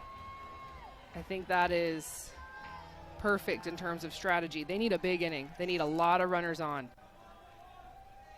Force her to pitch a lot. Force her to come to the strike zone. Force her to come to them. And so you have to recognize that as a young freshman. Okay, they're taking. I need to take advantage. I need to pump the strike zone. Because you're pitching very differently to hitters who are patient versus when hitters are aggressive early. Your pitch strategy is completely different. And you have to recognize that very quickly and change it up. Another 3-1 count. And how much is in your mind that I can't let runners on? Bree Ellis is coming up. She can hit a 3-run, like all those little mental pieces, those thoughts are out there. You have to figure out how to not let those thoughts creep in and just pump strikes. Strike 2 to Kramer. Ellis looming on deck. Courtney Day in the hole. The payoff. And a check swing foul ball off the bat of Kramer. It's interesting. Courtney Deifel talked about continuing to fight, continue to stay hungry. That is one thing that she has said time and again about this particular Razorback roster. Unlike in years past, there's just something a little bit different. We don't flinch. And a walk drawn. 2 on and 1 out for Bree Ellis. I'm getting flashback of last week's regional winners bracket game between Oklahoma State and Arkansas, where Arkansas was down until the 7th inning, where they were able to tie it. They went to extras and, of course, put them in the driver's seat into Championship Sunday. We're able to just beat Oklahoma State once and advance to another super, but they were behind, and it felt like this type of a game up until the last couple of innings. Ellis pops it up in foul territory, and Lansdale makes the play, 2 down. So Bree Ellis comes to the plate. Her teammates in front of her have both walked. So what is she thinking? She's thinking that Miley Wachenio is coming at me, and I'm going to swing at this first pitch. And that is the biggest out potentially in this freshman's career for Ole Miss. Courtney Day at the plate. Check swing, strike.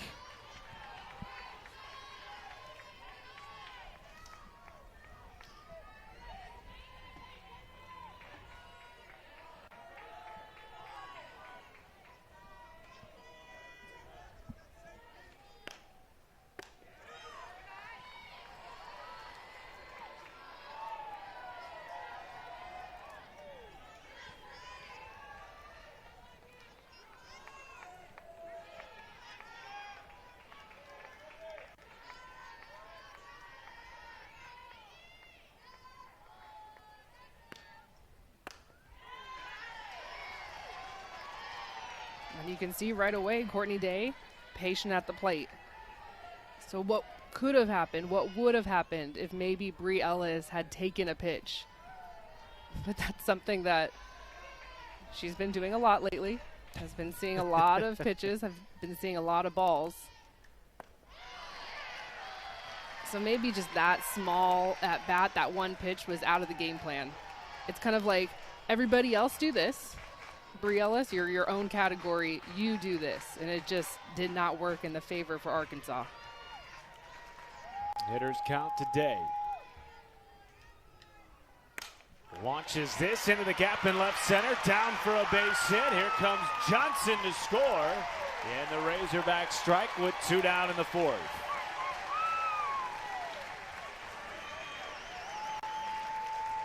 Courtney Day has been productive every time she's been up to the plate today. Walked, singled, and now an RBI single. Just simply getting it done behind the best hitter in the country. Not the flashiest hit, but gets it done, passes the bat, continues the rally with 2 outs.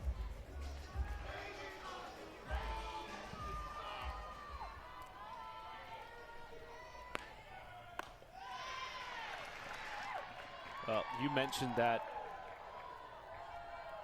come from behind walk-off win over Oklahoma State. Courtney Day was at the middle of it, driving in the game-winning run in the 8th inning. As Kaylee Wyckoff looks at ball 2. Courtney Day said after that game it was the grittiest, gutsiest performance she had seen from a Razorback team since she took over as the head coach in 2015.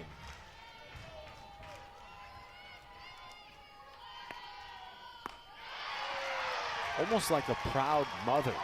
She was emotional after that win. Well, everyone knows that it's so important to win that Saturday game and how hard it is for even a host team to come back and beat a team twice in one day. So able to get that done sets up for Sunday. And then, of course, just to add the element of it, to all of it is that Arkansas has struggled to get out of sometimes their own regional and their own super regionals in the last 5 years. So it's just a big exhale, like, yes, okay, we're got the win, but also that sets us up so much better to be in the driver's seat to get out of this regional, which was a tough regional. That was a tough draw to get a tested Oklahoma State team, a team with an All-American arm in Ruby Malin, Kenny Gajewski, a coach that knows how to coach in the postseason. Like, that was a tough draw. And you get out of it, and then here comes Ole Miss, a team that's one of the hottest teams in the country. Wachenio misses, and that will load the bases for Ella McDowell. And that's the 3rd walk in this inning.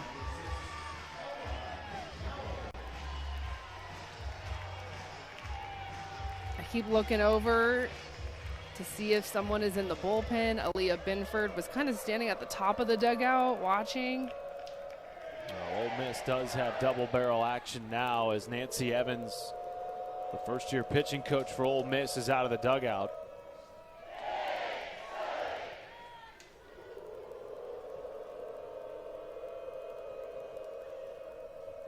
I do think that Miley Wachenio matches up better with right-handed hitters than left-handed hitters. And I'm looking at the walks. Reagan Johnson, lefty. Reagan Kramer, lefty. And Kaylee Wyckoff, lefty. And so I think that maybe that gives me pause to think they're not going to pull Wachenio. They're going to stick with her with a freshman at the plate. Biggest moment in her young career. And it's just the matchup. The righty versus the righty. Spinning the rise ball up through the zone, going in tight on the hands. Miley Wachenio racks up strikeouts, but she also racks up pop-ups.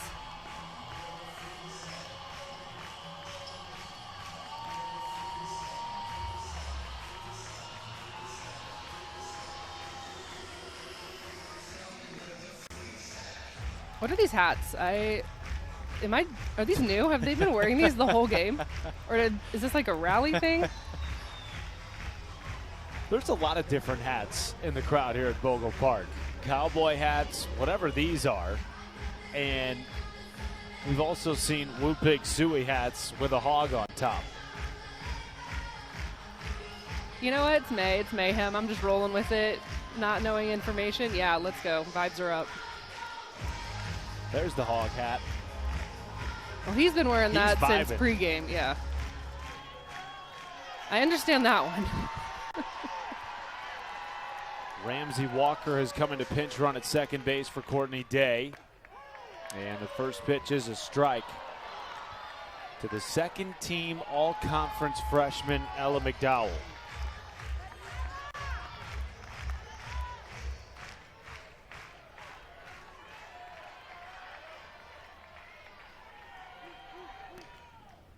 McDowell in the air to left. Tracking it is Pone, and that ends the inning. Would be Ole Miss, you're going to have to out-hit them. And they just have not let teams do that in this NCAA tournament run.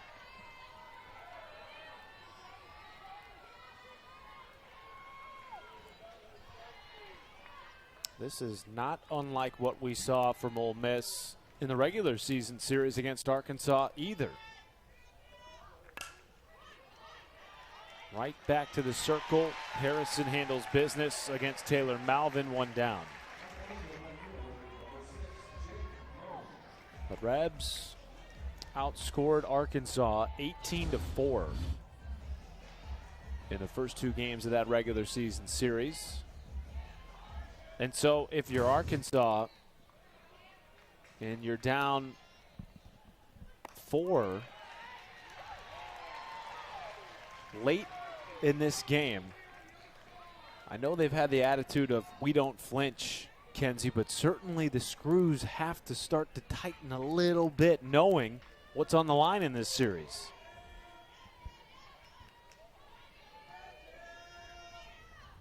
You can almost look at it one of 2 ways. Like, yeah, we had the bases loaded.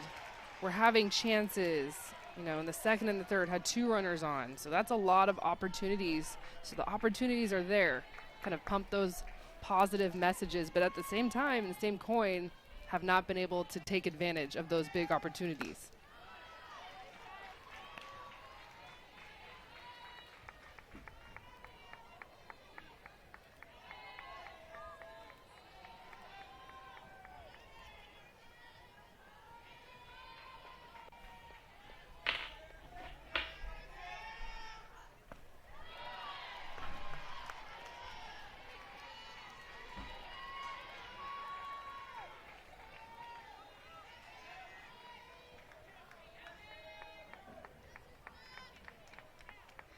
Two count to Jaden Pone.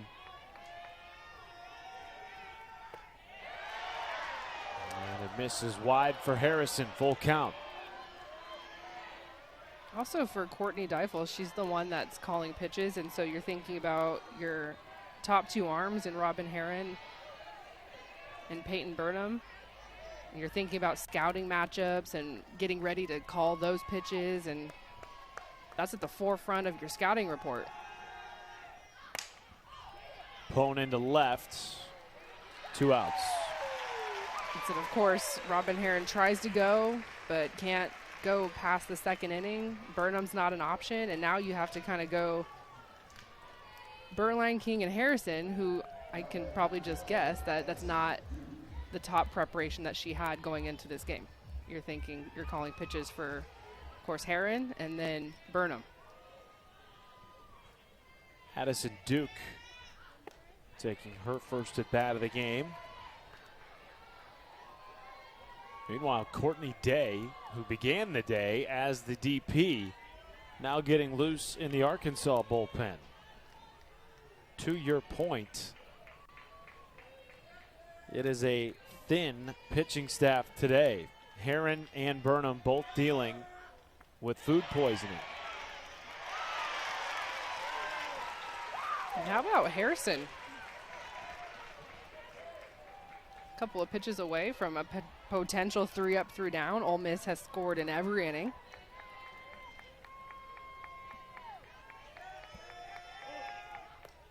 Strike 2 to Duke.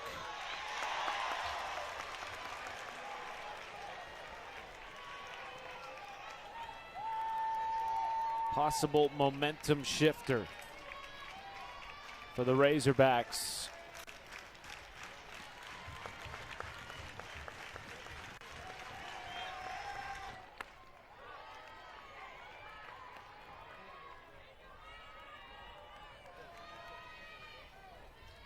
Duke coming in last inning for Lair Boutte as a pinch runner. Then moved over into center field with Malvin sliding into right. Which is incredibly exciting for our sport. Thinking about Liberty, thinking about Texas Tech, of course, our matchup. One of these teams will be a first time, OKC. In South Carolina, what they've done this year with all the new faces, new staff, Ashley Chastain coming over from Charlotte. Has been quite a bit of parity this year. I feel like the bracket's kind of weird in that way, where the left side is a lot of the new faces and the upsets and the fun party side, and then the right side of the bracket is the heavy hitters and, you know, the blue bloods of the sport, household names.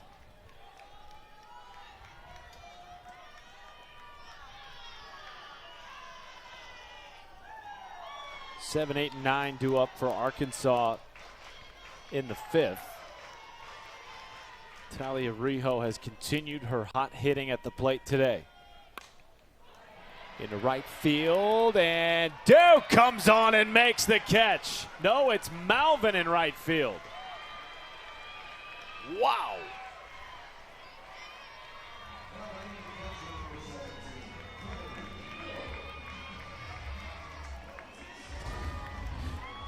Well, it wasn't pretty, but she got it done. Laying it out, and then arm just kind of gets tucked underneath her, but she holds on. That is so tough to do. You're hitting the ground, big impact. It's just what's on the line. Bodies are hitting the ground, but securing the ball. First-year starter in the outfield, too, Malvin. I saw her go hard into the fence last weekend down in Tucson. Still catching her breath over that one.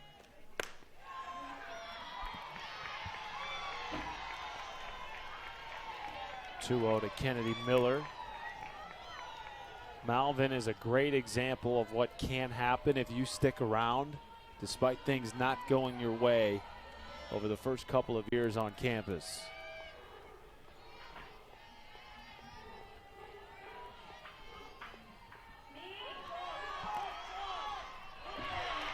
That will hit Miller. Now, everybody in the Arkansas dugout was saying that it should have been an illegal pitch because the pitch clock expired. The ball hit Miller, and then I believe Chelsea Clark was saying she was in the river.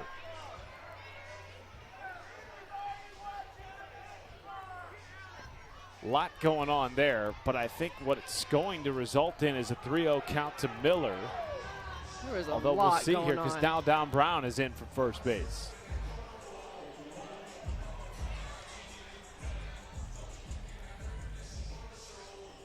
It was definitely close on the pitch clock. Everybody in that Arkansas dugout was pointing at the clock, Courtney Deifel included. Arkansas is challenged in the previous play that the ball hit the batter. The call on the field was the ball made contact with the batter, not totally in the batter's box. So this is the second of two possible challenges for Courtney Deifel. She was unsuccessful on her first challenge. And we will go to the monitor again here in Fayetteville.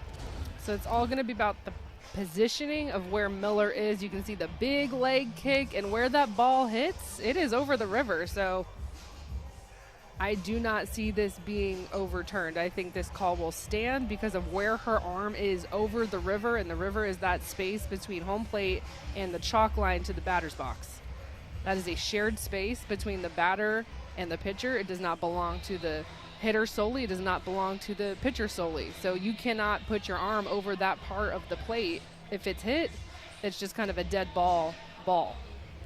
I've also seen at times where it's a dead ball strike. That can happen where hitters will turn into a ball that's coming over that river, maybe cutting the corner, and it's a strike zone, or it's in the strike zone and the hitter's going into it.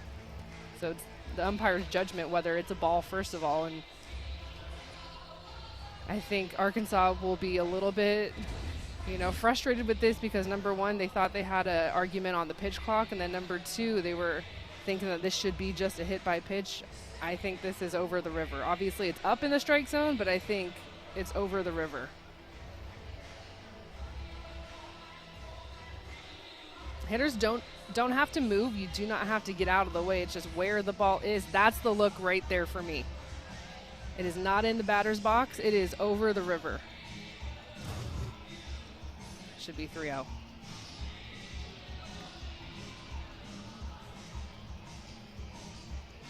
Apparently, our umpiring crew here in Fayetteville having some communication issues with our replay officials in Pittsburgh, so it's taking a little bit longer than maybe you or I would anticipate given all the angles we have of that pitch. Courtney Deifel getting further explanation here from Chelsea Clark. And again, to your point, everybody was up out of that Arkansas dugout shouting that there was a pitch clock violation.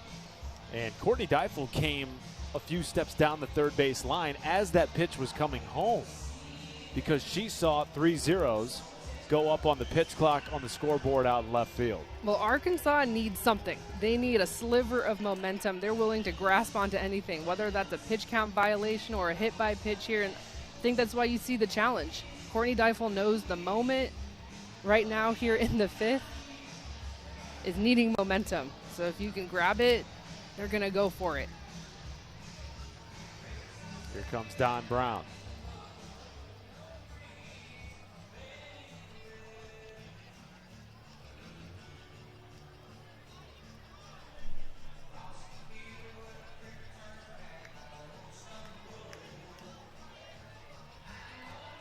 This discussion makes me think that they're talking about the potential pitch clock, because Agreed. very rarely you see a discussion after the monitor.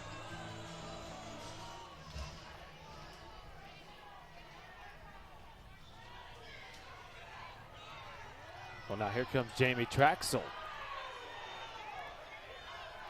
out of the Ole Miss dugout as Don Brown looked like he was about to hop on the microphone and let everybody know what's going on here.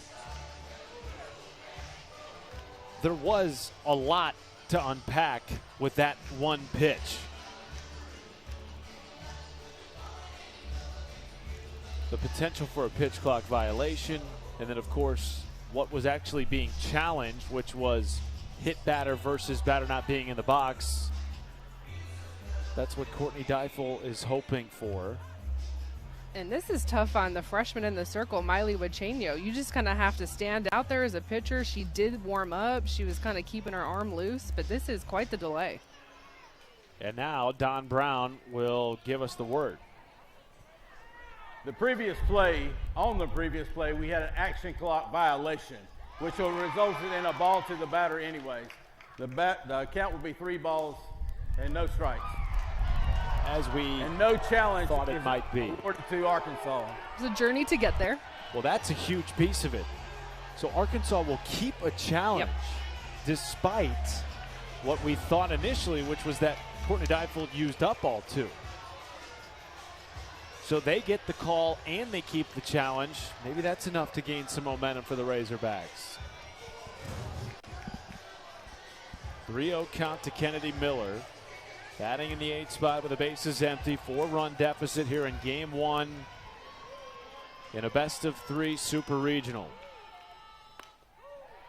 And Miller looks at a strike.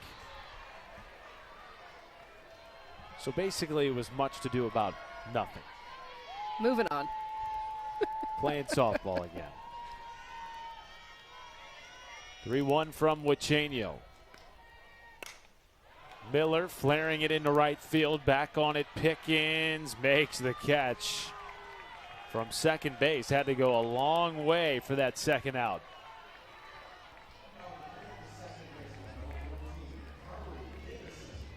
Well, every single out, I should say, for Miley Wachenio has been in the air. This is a strikeout pitcher who doesn't have a strikeout yet here in relief. Came on in the 3rd, but every out to the Arkansas hitters has been up in the air, spinning the rise, working in the inner half to the righties. A lot of jam balls.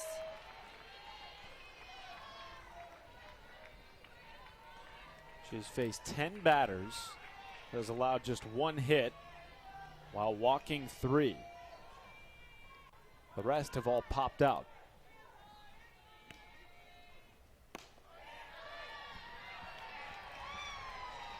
Harley Davison batting in the 9th spot, trying to turn the lineup over to Reagan Johnson.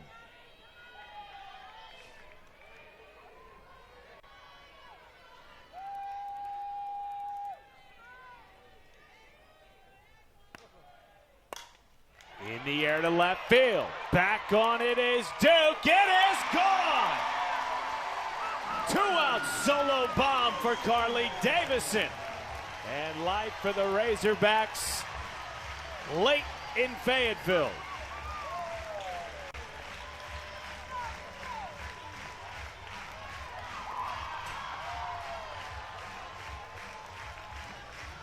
A little energy, a little two-out energy for Arkansas. Davidson had that double in the second, kind of got life going. It didn't result into any runs, but hit it very sharply. And then this is a low inside rise. Wachenio again working arm side to the right-handed hitters, but not enough up in the zone. And Carly Davidson just squares that thing up dead center.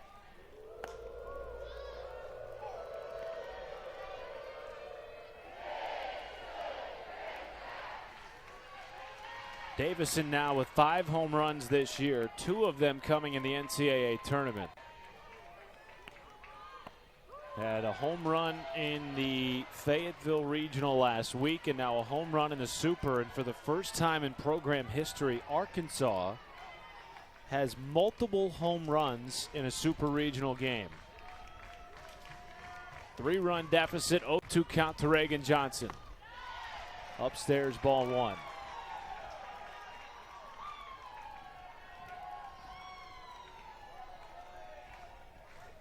Hogs slowly but surely trying to claw their way back into this game.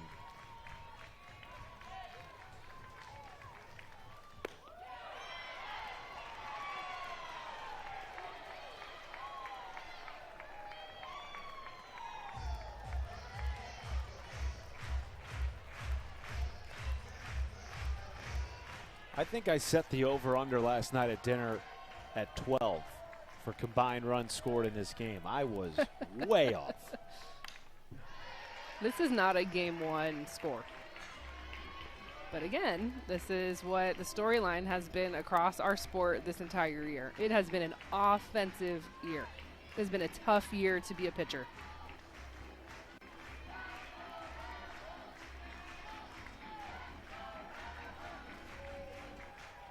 "15 combined runs, 6 pitchers used."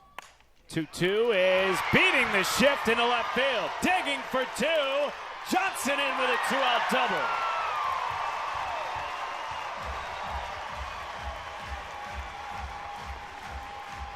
That was electric. Had the 3 infielders on the left side and just powers it up. Says, I see your 3 infielders and I'm going to get it through you. And then because of the shift, of course, nobody in right field. So you have your right fielder moving over to center and they're running in the left center gap. While they're chasing down a ball, Reagan Johnson is turning on the burners and she's turning on her energy. Among the best to ever do it in Arkansas softball history, Reagan Johnson, the only Hog with multiple 70-hit seasons. Her double passing the bat to Reagan Kramer here with 2 outs. And Bree Ellis, the potential game-tying run on deck here in the bottom of the 5th.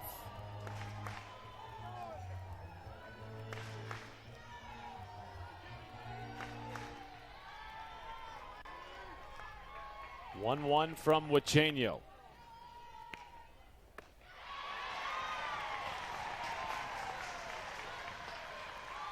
I feel like, of course, hindsight, I'm just a booth coach up here, but you look at the 2 lefties at the top of the lineup.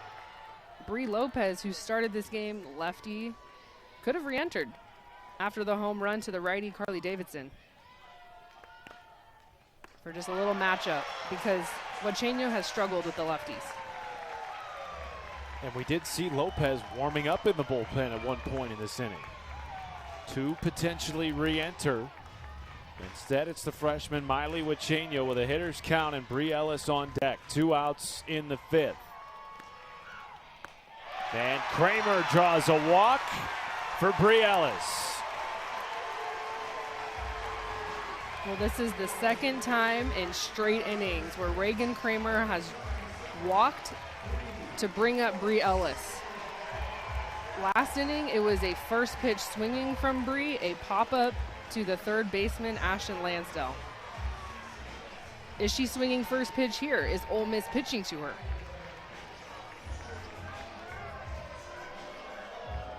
Jamie Traxel and Nancy Evans out of the Ole Miss dugout prior to this at bat.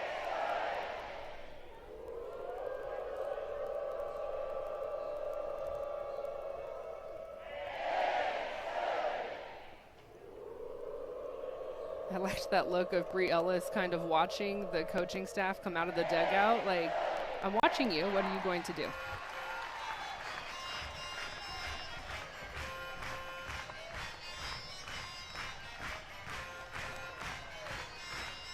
There has been a slight drought for Bree Ellis and her home run hitting. Last came on May 2nd in the opening round of the SEC tournament.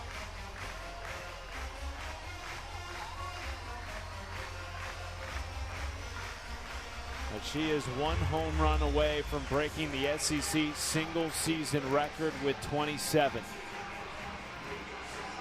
A home run here ties it in the 5th inning of Game 1 of this Fayetteville Super Regional.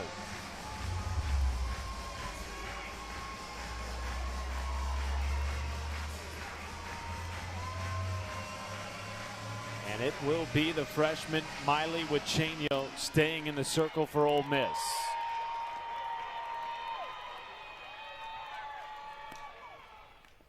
And that got a piece of Ellis. And she will take first base.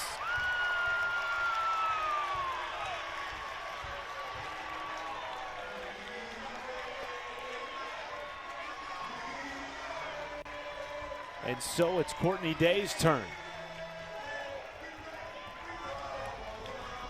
I think Ole Miss might have had an argument, which is what we spent about 10 minutes talking about on the other side of a hit by pitch over the river, outside of the batter's box. To me, that left elbow right there, I think Ole Miss could have had an argument that that is a dead ball. Obviously, Bree Ellis is in a little bit of pain there, but because of who it is, the free pass, loading up the bases, now setting up a force out, and you kind of get rid of the best hitter in the lineup. Maybe it's just one of those things where Ole Miss is like, okay, we'll take it.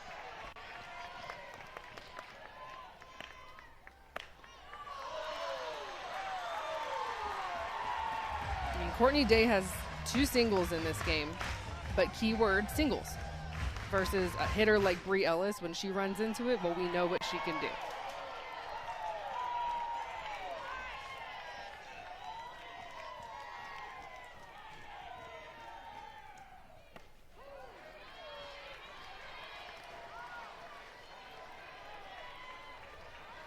Courtney Day was part of the Texas Longhorn team that came into Fayetteville in 2022 and upset the Razorbacks as an unseeded team en route to a Women's College World Series appearance. And now Day in her final season of collegiate softball trying to help Arkansas, the team she knocked out a couple of years ago, reach its first Women's College World Series appearance. Tying run aboard here in the 5th.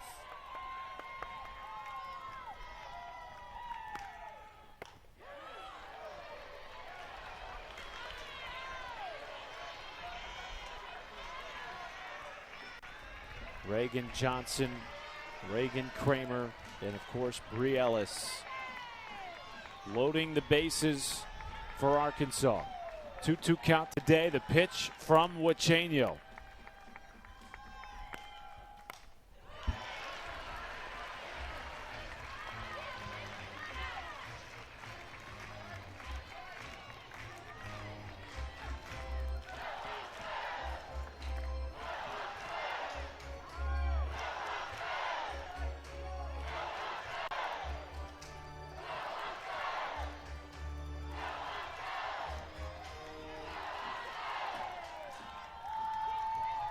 Afternoon for Arkansas.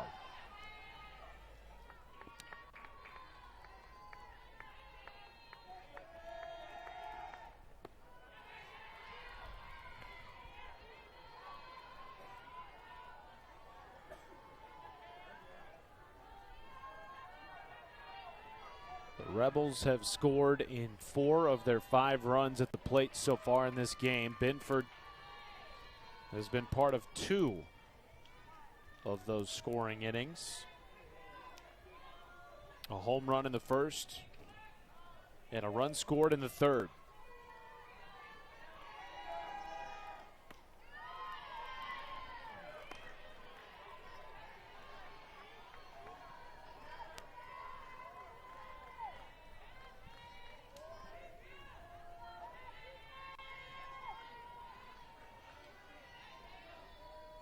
Two-one count to Aaliyah Binford.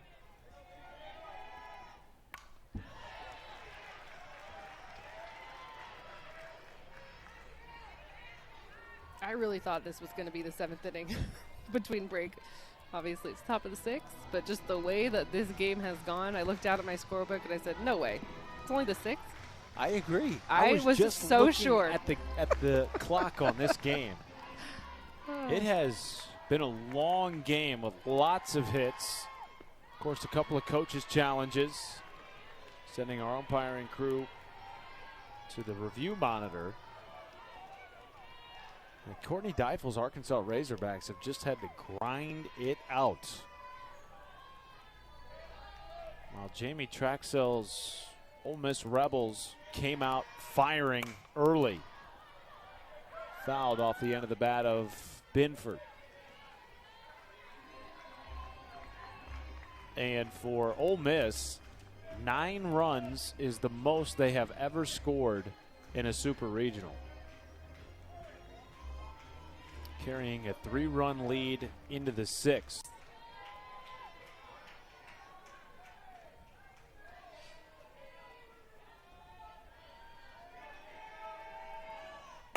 Binford in the air to right, and it dies off the end of her bat into the glove of Wyckoff. 1 down.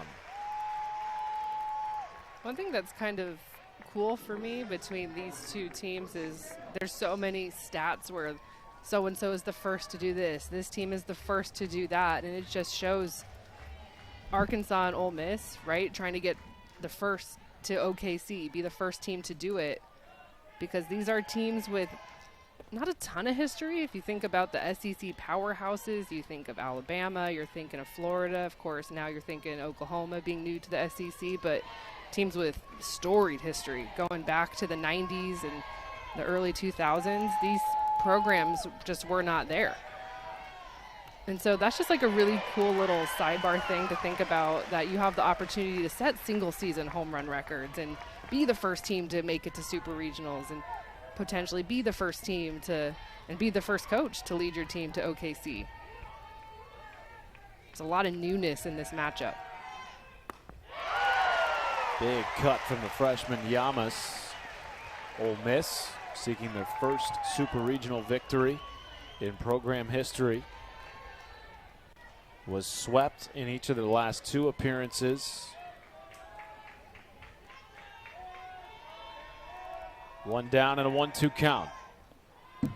Meanwhile, speaking of firsts, Arkansas, until last week in that comeback win against Oklahoma State, was previously 0-17 when trailing in the NCAA tournament after 5 innings. They're looking for their second comeback when trailing after 5 in as many weeks. Today against Ole Miss, Yamas right into the middle of Wyckoff, 2 down.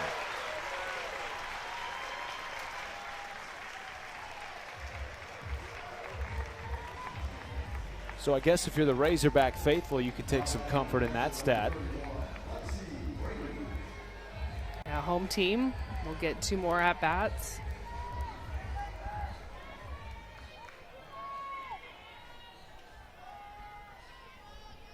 So down for Lexi Brady.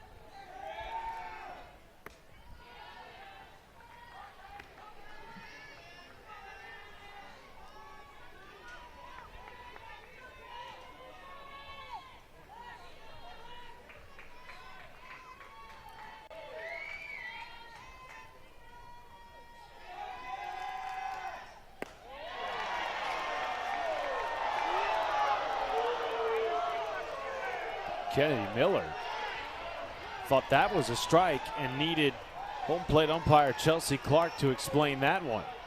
Yeah, it's never a good sign when you see the catcher just fully turn around to the umpire to ask where this is. This is a strike. Textbook.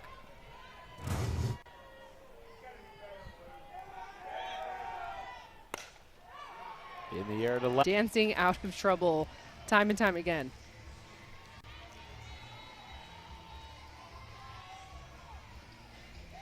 Wyckoff playing in her first NCAA tournament after transferring over from Texas Tech, who ironically is also in the Super Regional this year, stealing one from Florida State last night. She has been terrific. 4 for 11 in the regional with 6 runs batted in, and already in the Super, a home run and 3 RBI. That came back in the first inning.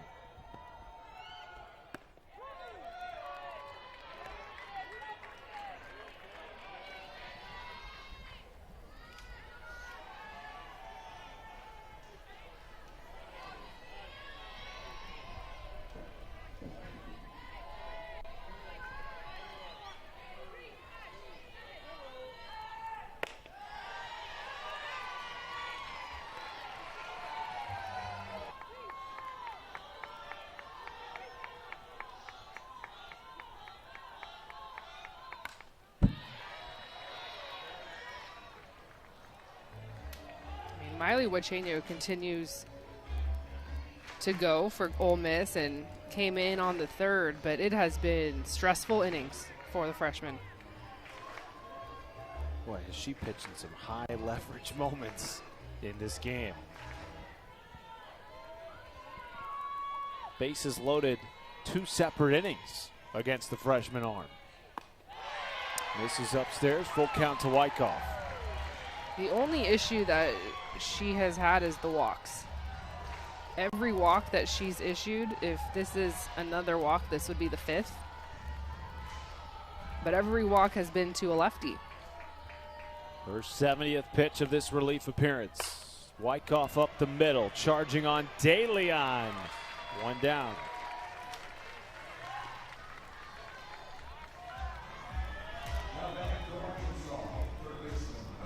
Wouldn't you know it, and out on the ground. I was just thinking that not only was she able to attack the lefty and be on the better side of that matchup because she hasn't done it yet, but then it's also, of course, the out is on the ground.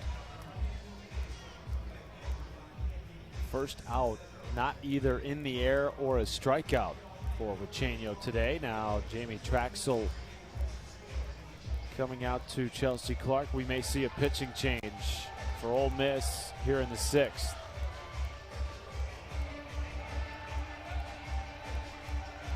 If the day is done for Huachenio, what an effort by the freshman in her first Super Regional appearance. And we will have a pitching change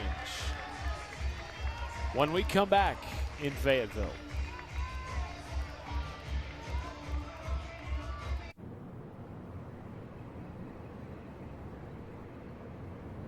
Hidden Valley Ranch is made with real ingredients for real ranch flavor that's impossible to put into words. But that's pretty close. Indescribably delicious Hidden Valley Ranch. Look for an ATM from our bank, or we'll have to pay a small fortune in fees. BMO has more fee-free ATMs than the 2 largest U.S. banks combined. Wow, saving money and more convenient. Can I play a game on your tablet? Sorry, no games. But we do have financial tools. Financial tools? Your kid's brain with Allegra versus some allergy medications in the math quiz. Some allergy medications can make your kids drowsy. 1, 2, 3. But Allegra is different. 7 times 51? No biggie. 357. Ace. Well done. Allegra is fat. Miley Huachenio twice wiggling out of bases loaded jams in this game to maintain a lead for her team into the 6th. She exits with 1 out and the bases empty. And the 6th-year senior, Aaliyah Binford, comes in to try and close out the 6th against Arkansas. going from one righty, one freshman who's up spin with the rise to another righty, a senior who is down spin with the drop. And I like the way that Jamie Traxel has used her pitchers today. I love the fact that you have the veteran experience to come in and try and close this game. Leah Binford rolls a lot of ground ball outs. We were talking about how Huaychenyo is very up in the air. Of course, allowed a ground ball out in her last at bat, but everything else was up in the air. And so Binford, she's going to work the dirt, work the drop.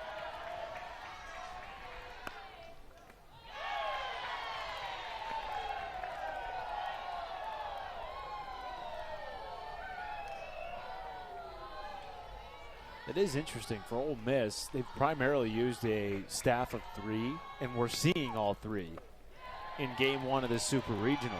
Meanwhile, Arkansas has had a deeper staff this year, but today, unfortunately, they've been unable to utilize that depth because of food poisoning to Robin Herron and Peyton Burnham.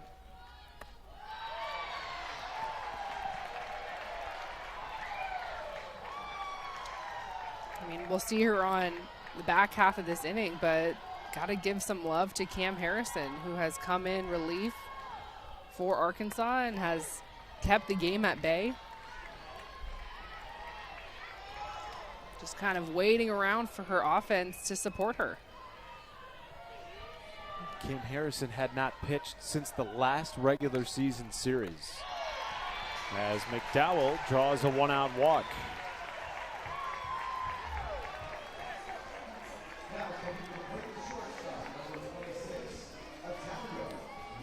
Actually, it was called a hit by pitch, but regardless, it was a 3-1 count, and she had.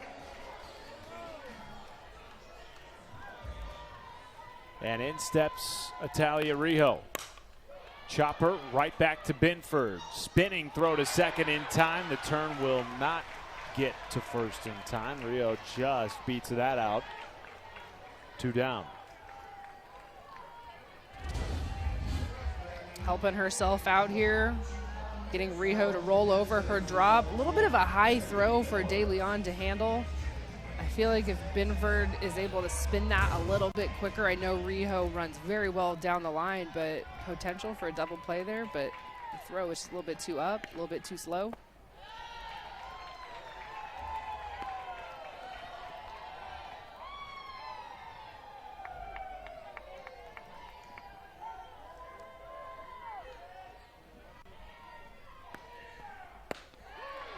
Strike 1 to Kennedy Miller. Has singled in this game. Trying to pass the bat to Carly Davison in the 9-hole.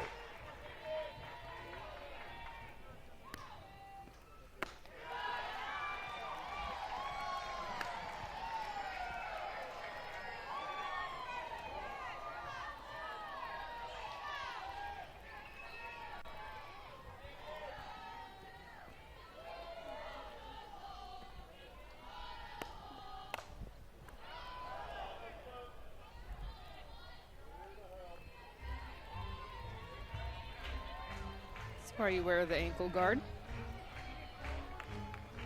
If you don't, man, those are with you for the rest of your life. Those bruises on your ankles.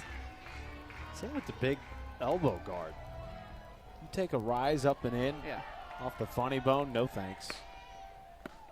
Miller fooled on the change. And Aaliyah Binford comes in and closes the door on the Razorbacks in the 6th. Pulling the string, the senior, the veteran in relief. Catching, Kennedy Miller looking.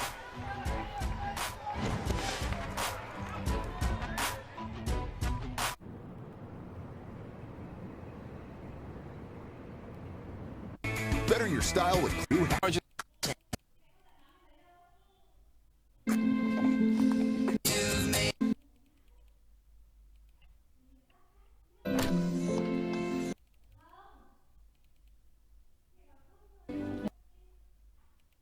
Unsung hero for the Hogs today has been Cam Harrison in relief. 3 innings pitched, no hits, no runs. And again, this is her first postseason appearance of her career. She is a freshman who last pitched in the final regular season series of 2025. Yeah, look at that line. Doesn't have any strikeouts, but continues to get it done. Bouncing ball. Going to be a tough play. Deep in the hole. It's short, and a skying throw from Rijo. Caroms off the dugout wall of Ole Miss and keeps Pickens at first. Harrison had back-to-back 3-up, 3-down innings in the 5th and then in the 6th. So Ole Miss getting something going here, getting that leadoff runner on. Mackenzie Pickens should be a single. And so that wipes out the hitless relief appearance for Cam Harrison. But nonetheless, fantastic. In a game in which Courtney Deifel probably didn't expect to have to use Harrison. I can almost guarantee you that she didn't think that Cam Harrison would be pitching here in the 7th inning on game 1 of Supers. But the top 2 arms for Arkansas ultimately unavailable. We did see Robin Heron. It's just so impressive that she was able to go out there at all. And food poisoning is as bad as it gets. Nope. 1-1 to Lansdale. Tried to drop down a bunt. It's foul. Back to first will go Pickens. I've had food poisoning twice in my life. There was no chance I was leaving my room, let alone pitching in a super regional in either of those cases. It's literally the worst thing in the world. But that just tells you like what is on the line here. No doubt. These players will do anything to get to Oklahoma City. And we hope for the sake of our series that both are okay going forward after today. Both have been instrumental to Arkansas to this point in the year. 2-2 count to Lansdale, nobody out and a runner on. Top 7 in Fayetteville. In the dirt, it gets through. Past Miller. Taking a wide roundabout second base as Pickens thought maybe for a second she might try to swipe third.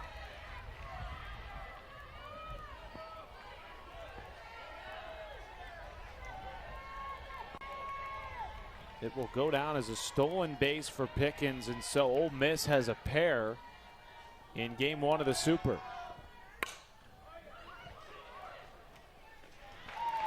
One down on the ground out to Davison. By the way, if you're joining us looking for the first of 2 semifinals in our women's lacrosse Final Four, that is coming up next. Currently airing on ESPN News. We'll get you out to Florida and North Carolina at the conclusion of our game here in Fayetteville. Angelina DeLeon digs in.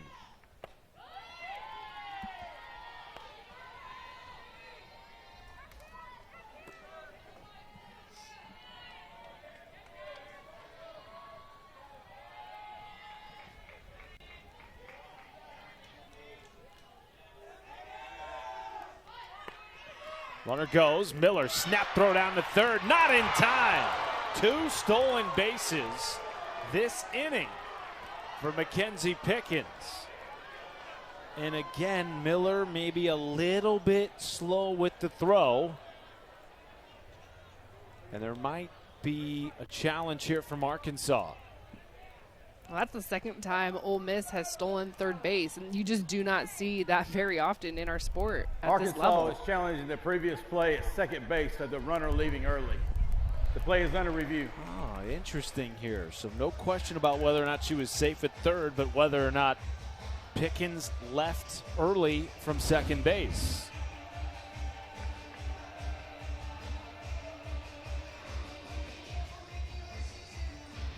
Back foot is on the base there, and she did.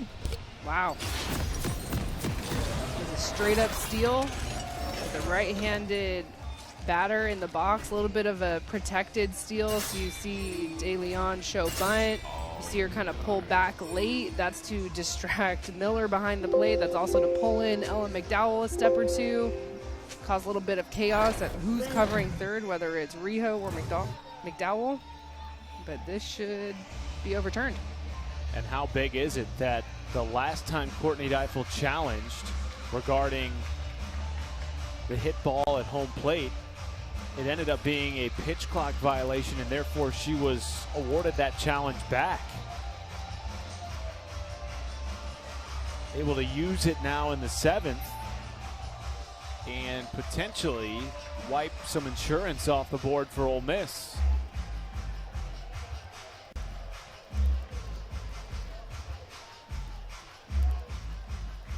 For Arkansas, I'm already looking over at my scorebook, and the top of the lineup is looming. And honestly, Carly Davison in the 9-hole, who will lead off next inning, has been terrific. 2 extra base hits in this game, including a home run. After review, the call on the field has been changed. The runner did leave early. That's the second out of the inning. That's Arkansas' second and final challenge. The count will be 1 ball, no strikes. Massive overturn there. So Pickens off the base paths, and now 2 outs, and the base is clear for DeLeon with a 1-0 count from Cam Harrison.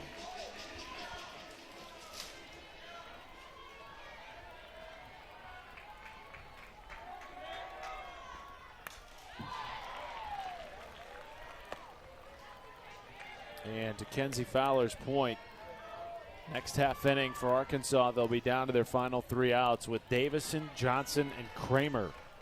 9-1 and 2. Due up in the bottom of the 7th.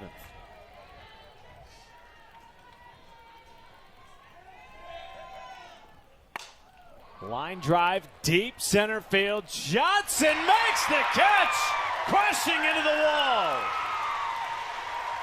Gold glove effort from Reagan Johnson. Pitching in her 2nd Super Regional. Last year for Baylor, this year for Ole Miss. What a luxury for Jamie Traxel to have that kind of experience transfer into your program for a moment like this.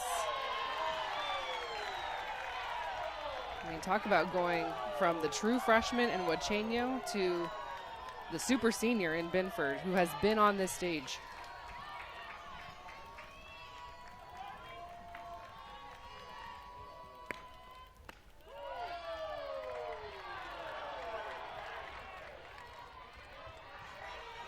The last time Arkansas trailed by 3, entering the bottom of the 7th, was a week ago right here on this field against Oklahoma State.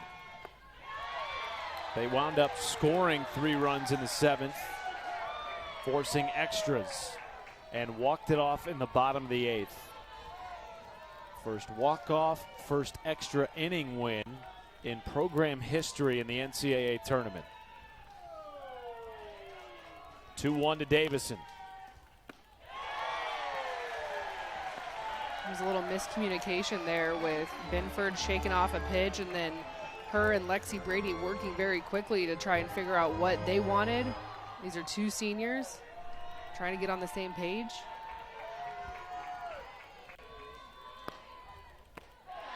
(3-1) taking all the way, and Davison leads off the 7th with a walk.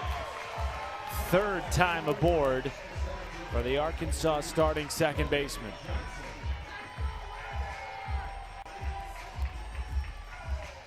Well, you know as a pitcher that you are facing the 9 batter, and you know how many runs you're up. You're up 3.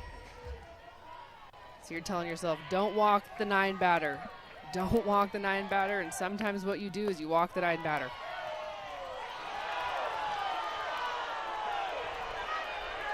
Last time Reagan Johnson came to the plate, she beat the shift incredibly, putting it through 3 fielders on the left side for a double.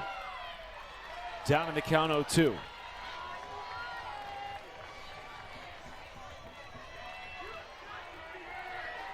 One of the most prolific bats in program history. At the plate here for Arkansas. Johnson left side, Lansdale goes to second. It gets off the glove and both runners are safe.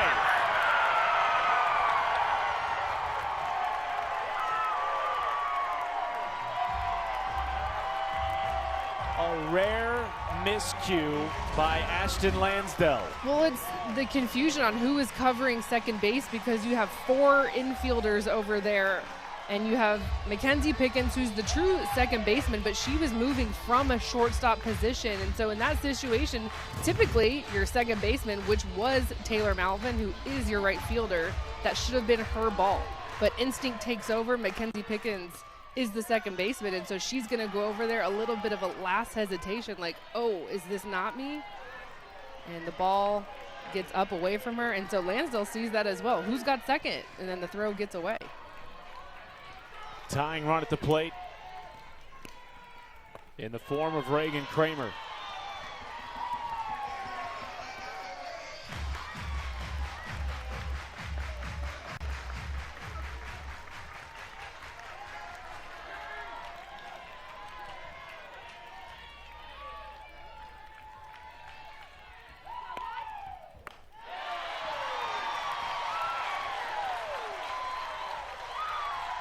One thing you have to say about the Arkansas offense in this game, they have been incredibly patient. Grinding out at bats, forcing walks.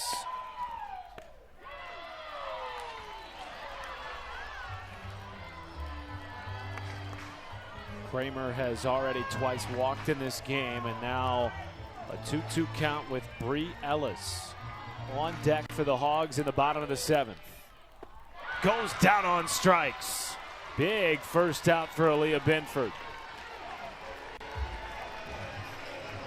She is going to need this pitch against Bree Ellis if Ole Miss chooses to pitch to Bree Ellis.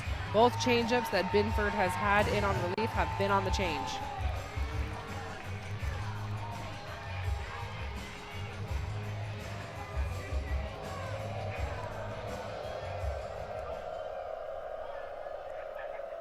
Nancy Evans wants to chat with her super senior before this at bat against Bree Ellis.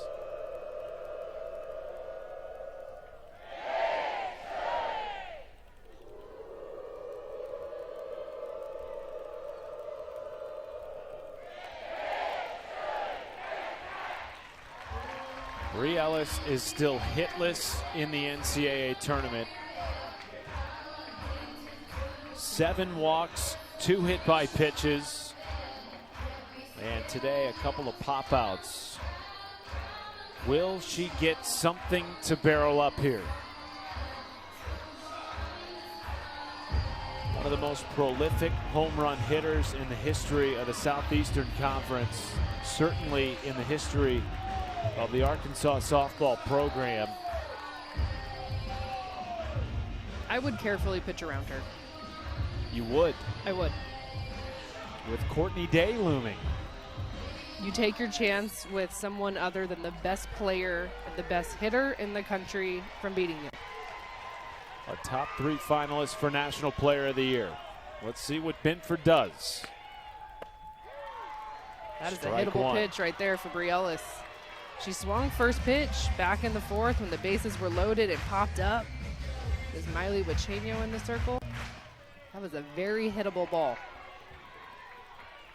Big shift on for Ellis here. 3 infielders to the left side. Missing low.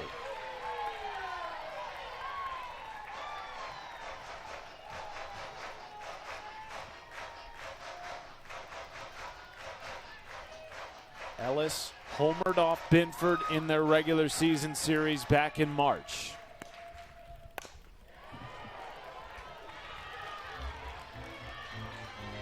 Went 4 for 8 against Ole Miss with 7 runs batted in. Second-year hitting coach DJ Gasso told us since the beginning of SEC play, he sensed a noticeably different presence about Bree Ellis in the box this year. Boy, has that played out in the Razorbacks' favor. There it is. Wow! Binford rings her up, looking on the outside corner, 2 down. I was waiting for that pitch. And it's one of those things where you test it out. The first pitch of the at-bat, she got the called strike. Bri Ellis was not swinging. And so maybe it's one of those things where first pitch, let's see how aggressive she is. That is the biggest strikeout. Arkansas down to its final out here in game one. Tying run at the plate in Courtney Day. Already 2 hits in this game, including an RBI single.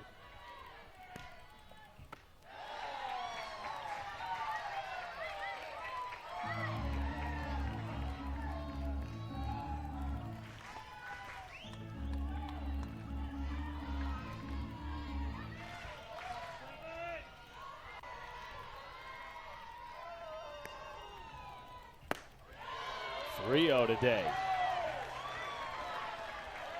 Should she reach, Kaylee Wyckoff, who, remember, had that 3-run homer in the first inning to put Arkansas on top early, awaits on deck.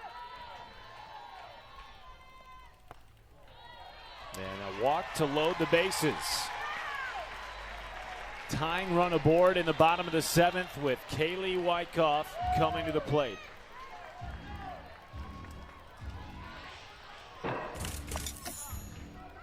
Felt like a long time ago.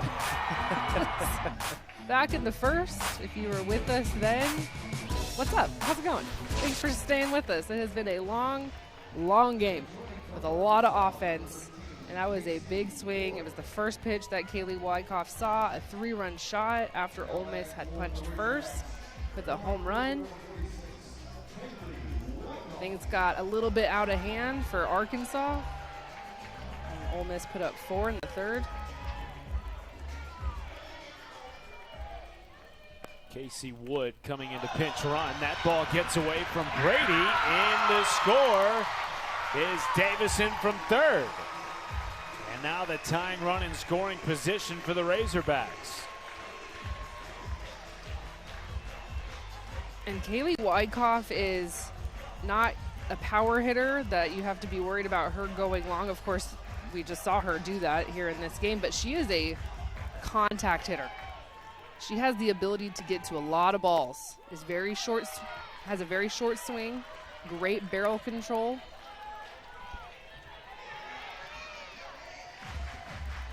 In the words of her head coach, Courtney Deifel, she's a gamer. 2 walk-off hits in the regular season. Could she walk it off here? For Arkansas in the bottom of the 7th, a game in which they have trailed for the majority. After Ole Miss came out punching hard and often.